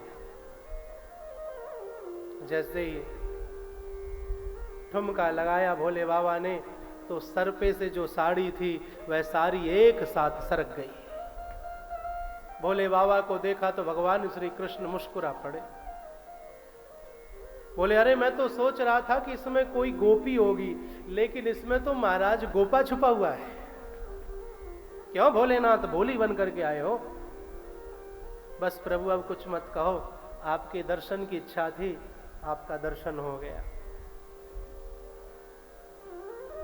आज भी आप श्री धाम वृंदावन में जाओगे ना तो गोपेश्वर महादेव के दर्शन करोगे। बोलिए गोपेश्वर महादेव की। ऐसी अद्भुत लीला भगवान की।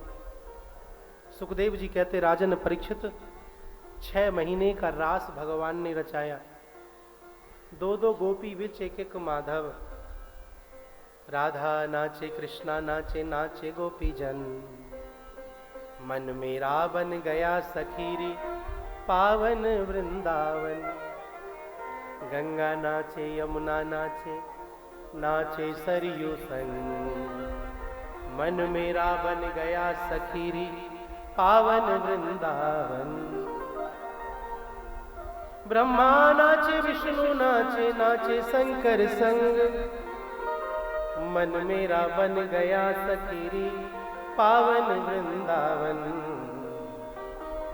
चंदा नाचे सूरज नाचे, नाचे तारागण, मन मेरा बन गया सखीरी पावन वृंदावन।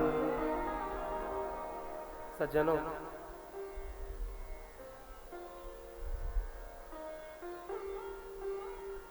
दो गोपी बिच एक माधव भगवान ने इस प्रकार से गोपियों के साथ रास रचाया।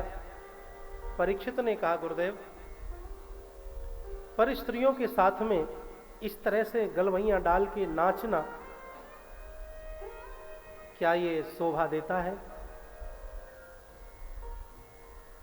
मेरे भाई बहन, ऐसे बहुत सारे प्रश्न कृष्ण के चरित्र को लेकर के लोग खड़ा करते हैं। मैंने प्रारंभ में भी आपसे निवेदन किया था कि इसे कोई स्त्री और पुरुष का मिलन समझे ही ना, आत्मा और परमात्मा का यह विशुद्ध मिलन है। और दूसरा, समरथ को नहीं दोष गुसाई, जिसमें कोई दोष नहीं है वही सामर्थ्यवान है। इस चौपाई का अर्थ यह नहीं कि जो सामर्थ्यवान है उसे कोई दोष नहीं लगता ना, जिसमें कोई भी दोष नहीं है वही सामर्थ्यवान है। परमात्मा में कोई दोष नहीं है। जैसे कि आप हरिद्वार स्नान करने के लिए गए, गंगा जी गए, वहां से जल लेकर के आए कि चलो ठाकुर जी को स्नान कराया करेंगे। जल को लेकर के आप आ गए, जल को नीचे रखा आपने, तभी आपके पालतू कुत्ते ने उस जल को झूठा कर दिया। तो क्या फिर आप उस जल से ठाकुर जी को स्नान कराओगे?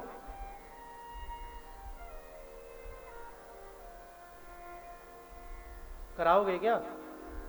नहीं। क्यों? क्योंकि कुत्ते ने झूठा कर दिया। यही तो बात है ना। लेकिन एक बात बताओ राजस्थानियों, गंगा जी में से तो पूरा का पूरा कुत्ता निकल जाता है। कारण क्या है कि कुत्ते के झूठे करने से वह जल अपवित्र हो गया, और कुत्ता पूरा का पूरा निकल गया तो कोई फर्क नहीं। मेरे भाई बहन,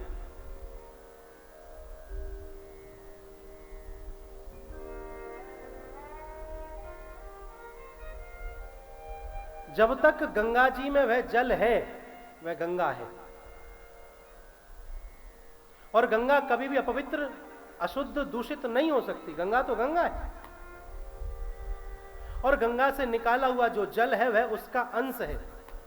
वो अपवित्र हो सकता है, दूषित हो सकता है, त्यागने के योग्य हो सकता है। ठीक उसी प्रकार भगवान हमारे अंशी हैं और हम भगवान के अंश हैं। भगवान में कोई कमी नहीं हो सकती, भगवान में कोई दोष नहीं हो सकता, हमारे अंदर दोष हो सकता है।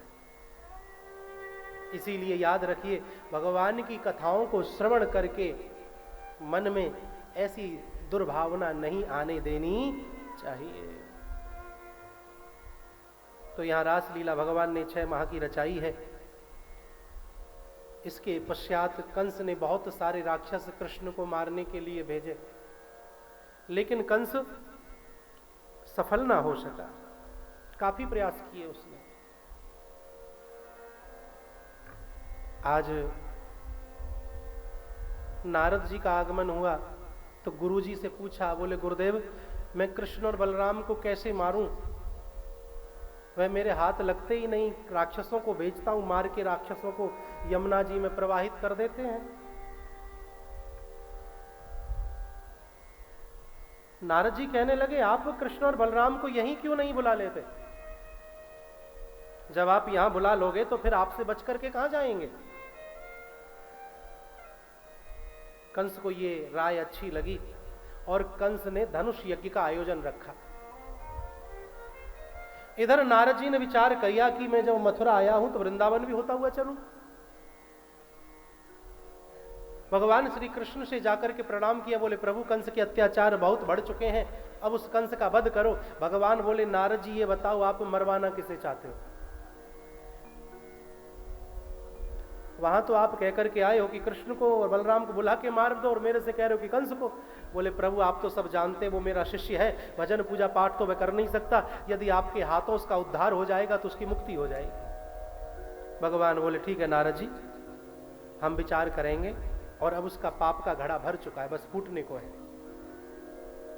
इधर धनुष यज्ञ का आयोजन कंस ने रखा। अक्रूर जी को रथ लेकर के भेजा, मथुरा से वृंदावन अक्रूर जी आए रथ लेकर के। सूर्य अस्त हो रहा था, गोधूली बेला थी। कृष्ण और बलराम गऊ चरा करके लौटे थे। दौड़ करके अक्रूर जी को प्रणाम किया, दोनों के सर पे हाथ रखा अक्रूर जी ने और बोले हे कृष्ण, महाराज कंस ने तुम्हें मारने की नियत से बुलाया है और मुझे ये रथ लेकर के भेजा है आपको ले जाने के लिए। देखो काका जी, आपने ये बात हमसे तो कह दी है, लेकिन यह बात जाकर के हमारे माता पिता को मत कहना, क्योंकि यदि आपने ये बात हमारे माता पिता से कही ना, देखो ये मेहंदी फैंदी के चक्कर में ना आप बहुत आनंद खो रहे हो। ये तो मेहंदी लगा करके आई जाती है वहां से, और मैं डिस्टर्ब हो रहा हूं, क्योंकि नजर पड़ती है तो आपकी इधर उधर ध्यान होता है मेहंदी में, तो फिर मेरा मामला गड़बड़ होता है।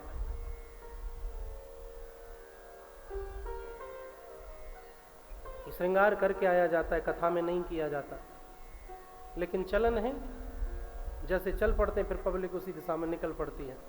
माताओं का दोस्त थोड़ा ही है। ठीक है आप लगाते रहो, मैं आंख बंद करके कहता रहता हूं। बोली वृंदावन बिहारी लाल की।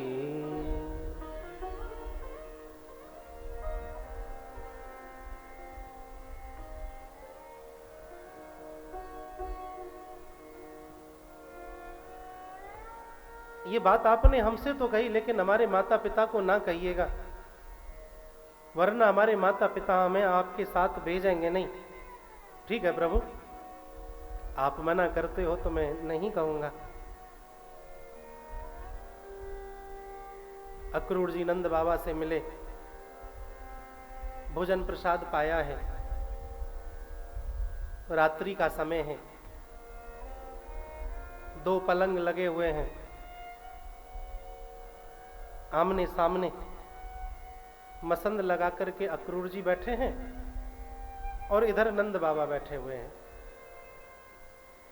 मैया यशोदा भी घर के कामों से निवृत्त हो गई, भोजन की थाली सजाई और पर्दे के पीछे भोजन करने के लिए बैठ गई। सोचने लगी इनकी बातें भी सुन लूंगी और भोजन भी कर लूंगी। तभी नंद बाबा ने अक्रूर जी से पूछा, अक्रूर जी मथुरा में सब कुशल मंगल तो है? आपका अनायास आगमन थोड़ा सा चिंता में डालने वाला है। मथुरा में सब आनंद है, महाराज कंस भी अच्छे हैं। नंद जी, महाराज कंस ने धनुष यज्ञ का आयोजन रखा है और उस धनुष यज्ञ के आयोजन में आपको और ब्रजवासियों को निमंत्रण है। नंद जी बोले हम जरूर पहुंचेंगे।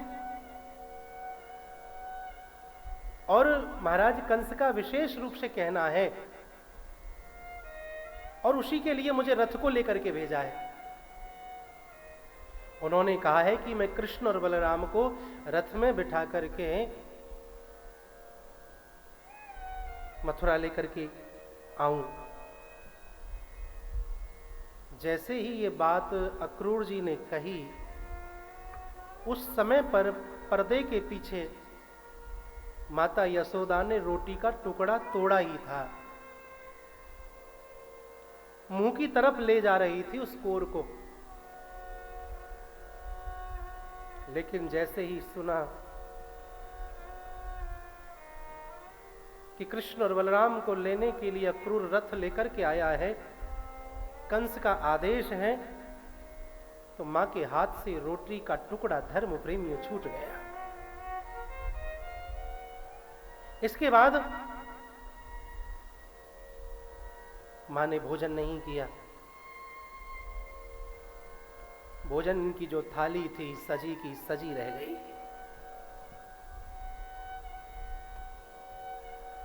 रात पलंग पर कृष्ण और यशोदा सोए हुए हैं। कृष्ण ने रात्रि में जैसे ही अपनी मां के ऊपर हाथ रखा तो मां पलंग पर थी नहीं। कृष्ण बैठ गए पलंग पर, इंतजार किया, मां नहीं आई। कृष्ण पलंग से नीचे उतरे,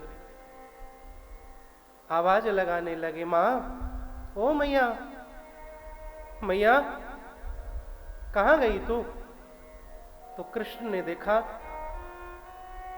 कि एक कोने में खंबे से सर लगा करके मैया यशोदा रो रही है,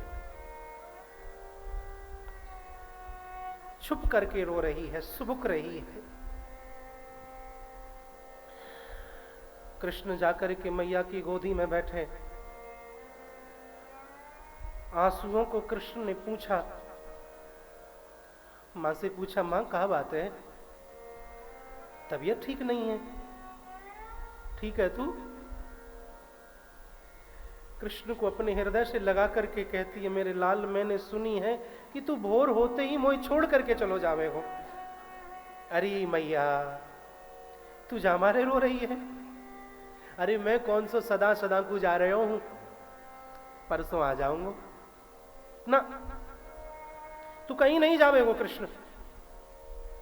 बाबा सो मना कर दीजो, कह दीजो कि मैं मैया को छोड़ के कहीं नहीं जाऊंगा। मां कृष्ण को रात्रि में धर्म प्रेमियों पढ़ाने लगी हुई है। कृष्ण कहते हैं, मां मैं परसों आ जाऊंगा, देख रो मत, चल खड़ी हो, नींद आ रही है, रात है रही है, सोएंगे दोनों। कृष्ण मां का हाथ पकड़ के जब खड़ा करने लगे तो मां ने कृष्ण के हाथ को पुनः अपनी ओर पकड़ के खींचा और अपनी गोदी में बिठाया, थोड़ी से हाथ लगाया, आंखों में आंखें डाल करके मैया यशोदा कहती है, कनुआ मैंने तो उखल से बांधो, तू जा बात पे मोसो नाराज है ना? ना मां, ऐसी कोई बात नहीं है, चल खड़ी हो, सोएंगे, नींद आ रही है, मैं परसों आ जाऊंगा, मैं परसों आ जाऊंगा मां, मैं साची कह रहा हूं। कुल मिलाकर के कृष्ण ने अपनी माता को बातों में ले लिया। दोनों पलंग पर लेट तो गए, लेकिन नींद दोनों में से किसी को नहीं आई। कृष्ण को तो इसलिए नींद नहीं आती कि मैंने अपनी भोली वाली मां से झूठ बोला है, अब मैं लौट करके वृंदावन नहीं आऊंगा। कृष्ण जानते हैं। और बूढ़ी मां यशोदा को नींद इसलिए नहीं आई क्योंकि मां की ममता समझ गई थी कि अब ये कृष्ण जाकर के लौटने वाला नहीं है।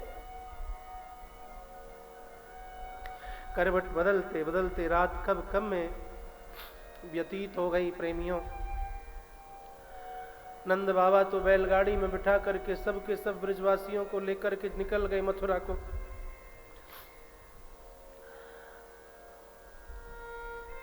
इधर बलराम जी भी तैयार हो रहे हैं। आज मैया यशोदा ने कृष्ण का कितना सुंदर श्रृंगार किया। सजाया राजशाही वस्त्र ठाकुर जी को पहनाए। पहली बार इतना सुंदर कृष्ण का श्रृंगार मैया यशोदा ने किया, आज तक इतना सुंदर श्रृंगार नहीं किया था। क्योंकि मां जानती है कि आज मेरा पुत्र पहली बार मेरे से इतनी दूर जा रहा है।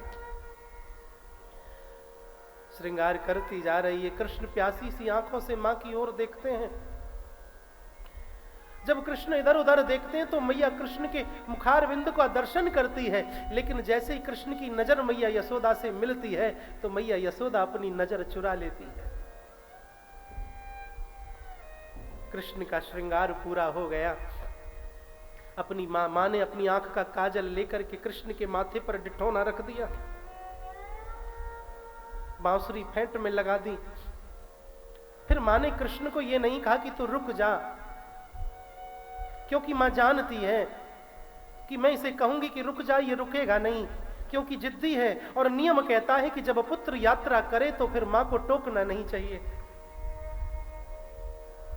इसीलिए मां फिर बोली नहीं। मेरे भाई बहन, मां मौन खड़ी रही। बलराम तैयार होकर के आ गए। कृष्ण ने झुक करके माता यशोदा के चरणों को स्पर्श किया है। मां की छाती तो फटती है, लेकिन मां आंखों में आंसू ना लाई। मां ने सोचा यदि मैं रोऊंगी तो अपशगुन हो जाएगा। नियम कहता है मेरे राजस्थानी बहन भाइयों, जब पुत्र यात्रा करे तो मां को रोना नहीं चाहिए। यशोदा रोई ना, बुत बन के खड़ी रही, अपने कृष्ण का माथा चूमा, कपकपाते हाथ कृष्ण के सर पे रखती है। कृष्ण बलराम ने विदाई ली, महल से बाहर निकले, रथ में बैठ गए। मां फिर भी महल में ही खड़ी रही, बाहर ना आई।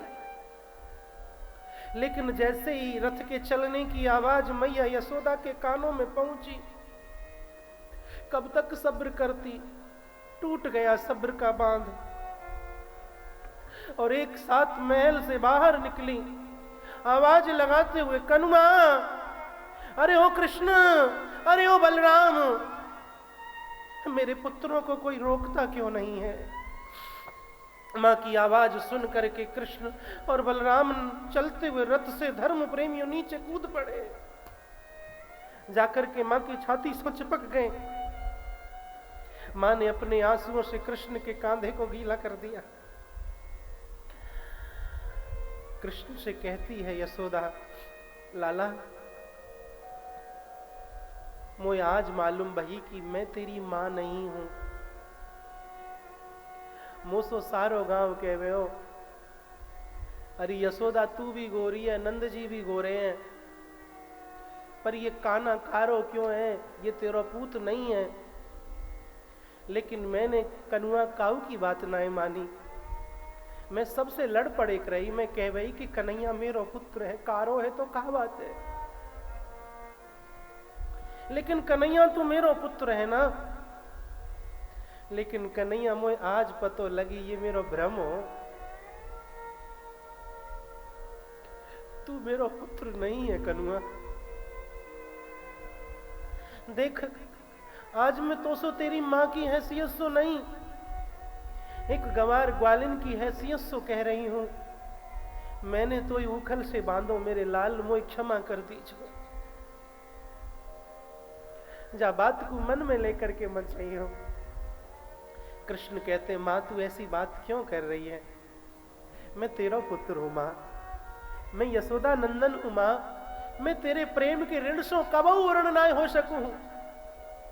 जब तक ये पृथ्वी है, ये सूरज है, ये आकाश है, मां मैं तेरे प्रेम के ऋण सो ऋण नहीं हो सकूं। मेरे माई बाप। कृष्ण से यशोदा कहती है, लाला, तेरा सुख हमारो सुख है, कहीं भी रहे तू सुखी रहे, हम तो ये चाहते हैं।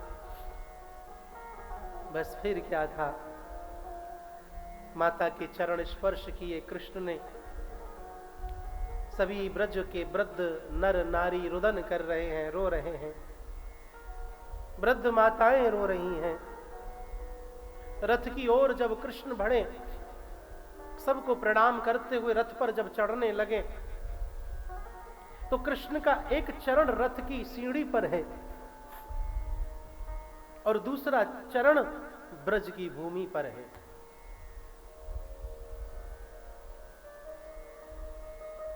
ये द्वारिकाधीश बनने से पहले कृष्ण है।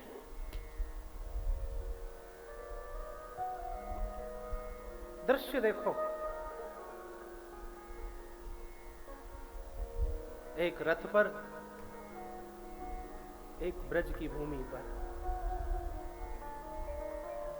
जिस ब्रज की भूमि ने कृष्ण को कृष्ण बनाया।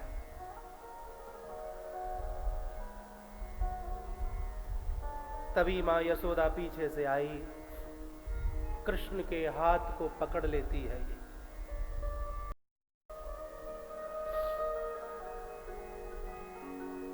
कृष्ण का पीछे से हाथ पकड़ा। कन्हैया, हाँ मां बोल, एक बात पूछूं? हाँ मां पूछना। तू रात को मोसो एक बात कह रहे हो, कौन सी बात मां? तेने रात को मोसो कही कि मैं परसों आ जाऊंगा। तू परसों आ तो जाए वो ना। कृष्ण ने तो सोचा था कि मां भूल जाएगी। याद रखिए, अनपढ़ तो भूल जाता है, पढ़ा लिखा तो भूल जाता है, लेकिन अनपढ़ व्यक्ति कभी भी भूलता नहीं। मेरे भाई बहन, यहां पर मां ने जब पूछा तो कृष्ण कहते हैं, मां तू अपनो ध्यान रखियो, अपनो ख्याल रखियो, मैं जल्दी आऊंगा, अपनो ध्यान रखियो, ठीक से खा पी ले करियो। मां समझ गई ये कृष्ण अब लौट के आने वाला नहीं है। मां ने कृष्ण का हाथ धर्म प्रेमियों छोड़ दिया। रथ आगे बढ़ा। मैया यशोदा रथ के पीछे पीछे दौड़ी है, बहुत दूर तक दौड़ती गई। जब तक रथ दिखाई दिया तब तक माता यशोदा दौड़ी, और जब रथ दिखना बंद हो गया, एक साथ पछाड़ खाकर के मैया यशोदा पृथ्वी पर गिर पड़ी। दौड़ के ब्रजवासियों ने मैया यशोदा को उठाया है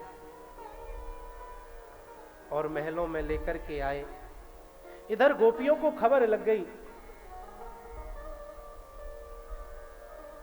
कि कृष्ण जा रहे हैं। मार्ग में जाकर के गोपियां लेट गईं।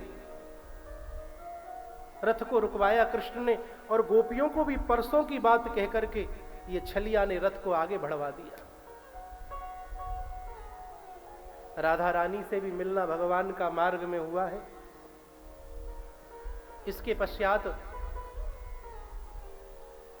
अक्रूर जी को मन में डर था कि कंस कृष्ण को मार ना दे, इसीलिए अक्रूर जी के मन के संताप को मिटाने के लिए भगवान ने चतुर्भुज रूप का दर्शन अक्रूर जी को यमुना स्नान करते समय कराया है। मथुरा में पहुंचे, बड़ा स्वागत हुआ। ब्रजवासी मिले कृष्ण से, बोले कन्हैया भैया बड़ो स्वागत भयो हमारो, लेकिन हम पे लगता अच्छे ना है कपड़ा। यहाँ के बड़े सुंदर सुंदर बच्चा हैं और बड़े सुंदर सुंदर कपड़ा पहन करके घूम रहे हैं। कन्हैया बोले चलो मेरे साथ। धोबी घाट पर ले गए भगवान। एक धोबी को प्रणाम करके भगवान ने कहा कि देखो हमें कुछ वस्त्र मिल जाए हमारे मित्रों के सखाओं के लिए। तो वह धोबी कंस का बड़ा भगत था, भगवान को गालियां देने लगा। एक छोटा सा ब्रजवासी बोला, अरे कन्हैया देखे का दिखा दे सारे पूतना वारे हाथन ने। कन्हैया ने एक मुष्टिक का प्रहार किया कि उस धोबी का प्राणांत। भगदड़ मच गई, भागो भागो तारनहार आया है, तारनहार आया है। कन्हैया बोले ब्रजवासियों पहन लो जिसे जैसे कपड़े पहनने। अब तो महाराज मंत्री संतरी सेनापति सैनिकों के, राजाओं के, महाराजाओं के कपड़े थे।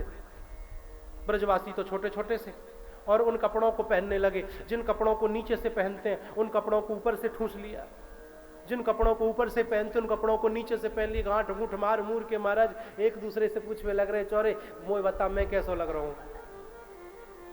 मेरी बता मैं तो कैसो लग रहा हूं। एक दूसरे की बड़ाई कर रहे, चिलकने चिलकने लतानने देख देख करके महाराज। लेकिन मधुमंगल बहुत चतुर है। मधुमंगल कहवे लगो भैया कहीं बढ़िया ना लग रहे, जहां है करके निकर जामे ना वहां पे झाड़ू सी लगती चले। आजकल के समय माता बहनें शादी विवाह में लहंगा पहनती हैं, और लहंगा भी महाराज इतना लंबा पहन लेती हैं कि बाईपर सा लगता चलता है। जिधर निकल जाए उधर बाईपर ही चलता रहता। कोई डिस्पोजल वगैरह अगर लपेटे में आ जाए तो पूरी बारात में साथ में घूमता है। अच्छा, माताओं तो माता ही हमारे, हम पुरुष वर्गों, हम पुरुषों का क्या, हम तो महाराज एक ड्रेस से ही 10-10 विवाह कर लेते हैं। 20 बारात कर ले, 15 बारात कर ले एक ही ड्रेस से। लेकिन महाराज कमाल की बात तो यह है कि माताएं तो एक पार्टी में एक ही बार पहनेंगी और प्रोग्राम आने से पहले ही मुंह बना करके बैठ जाएंगी। पति पूछता, बोले क्या हुआ, उदास क्यों है। पति की भी बड़ी समस्या है महाराज। यदि पत्नी दरवाजे पर मुस्कुराती हुई मिले ना तो पति समझ जाता आज कम से कम 2000 में आग लगनी है, 2000 में कम से कम आग लगनी।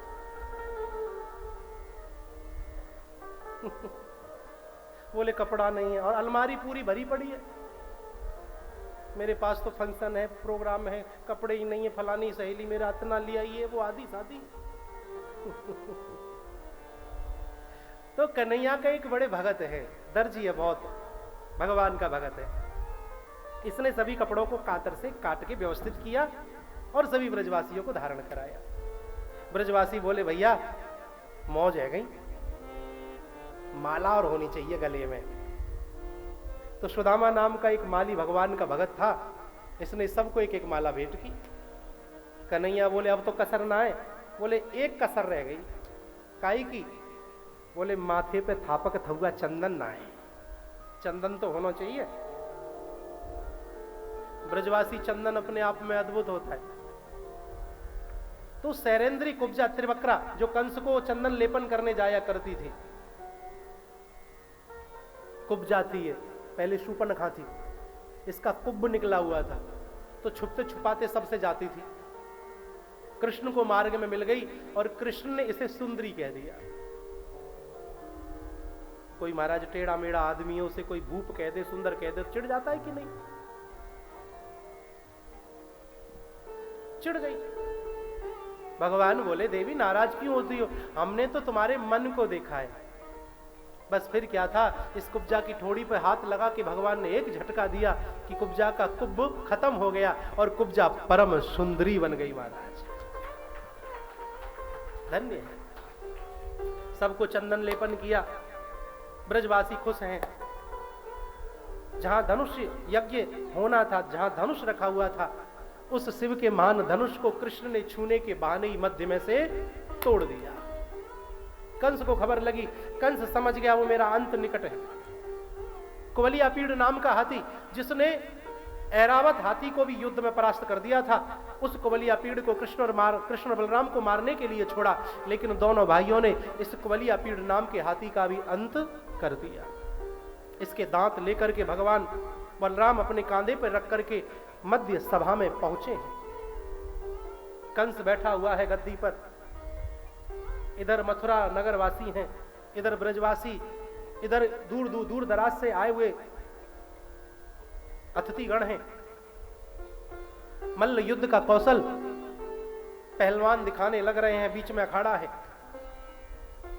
और जैसे भगवान श्री कृष्ण और बलराम का आगमन हुआ, सुखदेव जी कहते राजन परीक्षित, किसी को भगवान शत्रु रूप में, किसी को मित्र रूप में, किसी को पुत्र रूप में, किसी को भगवान के रूप में दिखाई दे रहे हैं। परीक्षित बोले गुरुदेव जब भगवान एक हैं तो भिन्न भिन्न क्यों दिखाई दे रहे हैं? जाकी रही भावना जैसी, जाकी रही भावना जैसी, प्रभु मूरत देखिए तिन तैसी, प्रभु मूरत देखी तिन तैसी। जिसकी जैसी जैसी भावना होती है उसे संसार वैसा ही दिखाई देता है। कोई देखता है कीचड़ में भी कमल की कली, किसी को चांद में भी दाग नजर आता है। ये तो नजरिया है, नजरिया बदलने की आवश्यकता है महाराज।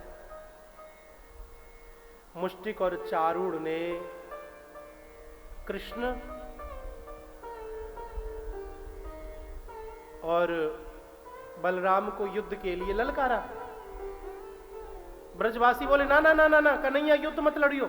अरे हमारो कन्हैया छोटो सो और ये बड़े बड़े पहलवान। मुष्टिक चारूढ़ बोले क्यों कृष्ण, क्या हुआ? तेरी माँ ने दूध नहीं पिलाया क्या तुझे? माँ के दूध की जब बात कही तो बलराम जी की तरफ देख के बोले दादा, यानी माँ के दूध को ललकारो, अब तो या बताना ही पड़ेगा कि मेरे माँ के दूध की शक्ति क्या है। कूद पड़े दोनों भाई।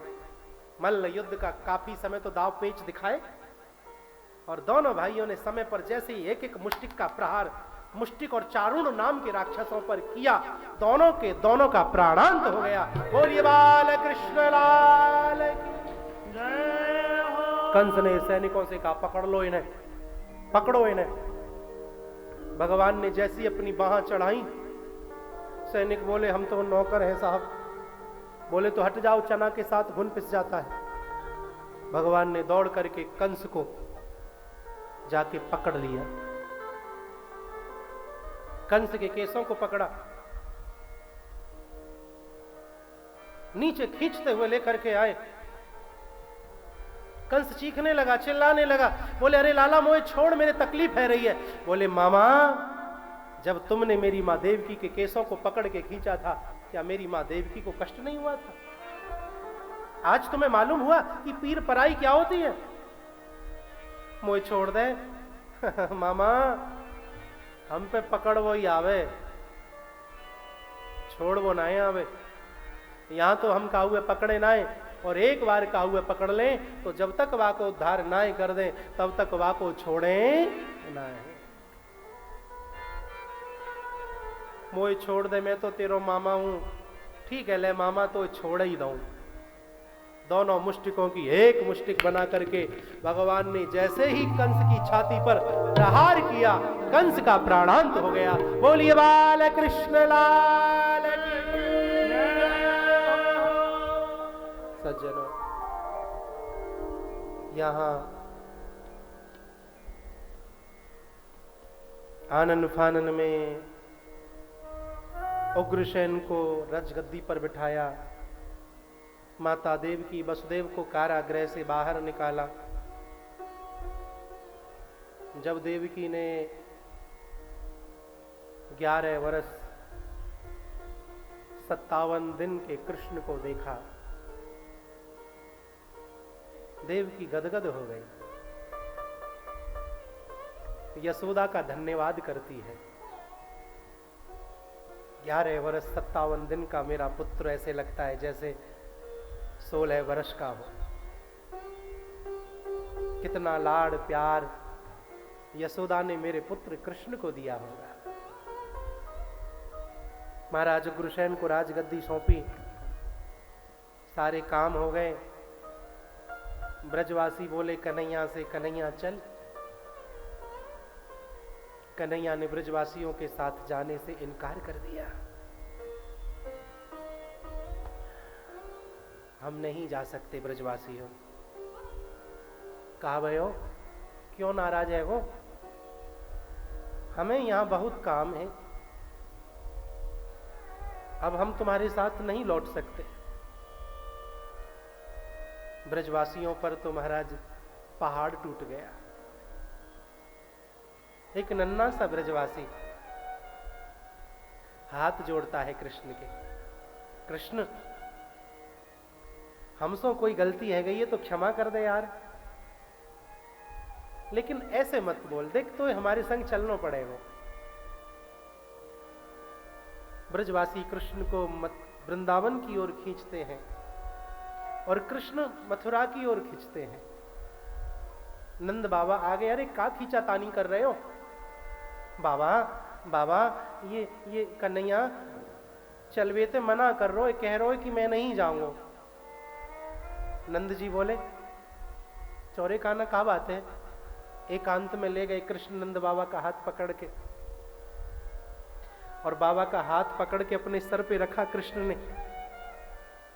बोले बाबा तुम्हें हमारी सौगंध है, तुम्हारी आंखों में आंसू नहीं आने चाहिए। मां भी रोएगी और आप भी रोओगे तो फिर मां को कौन धैर्य बंधाएगा। रोने वाला रोने वाले को चुप नहीं करा सकता बाबा। काना तू कहनो का चावे है। बाबा तुम सब समझ गए हो, अब मैं नहीं जा सकता, मुझे यहां बहुत काम है, क्षमा करना बाबा, हो सके तो मुझे भूल जाना, मेरी मां का ध्यान रखना, क्षमा बोलना मेरी मां के चरणों में। मेरे पुत्र के माथे पे हाथ रखा है तो नंद की आंख कैसे सजल हो सकती थी। हृदय बड़ा फटा नंद का। ब्रजवासियों के पास आए नंद, चलो रे ब्रजवासियों, कृष्ण नहीं जावे वो। बहुत तड़फे ब्रजवासी, बहुत बिलखे, बहुत रोए कृष्ण के आगे। ना जाने आज कृष्ण को क्या हो गया था। इस कृष्ण को दया नहीं आई ब्रजवासियों के आंसुओं पर, निष्ठुर बन गया था।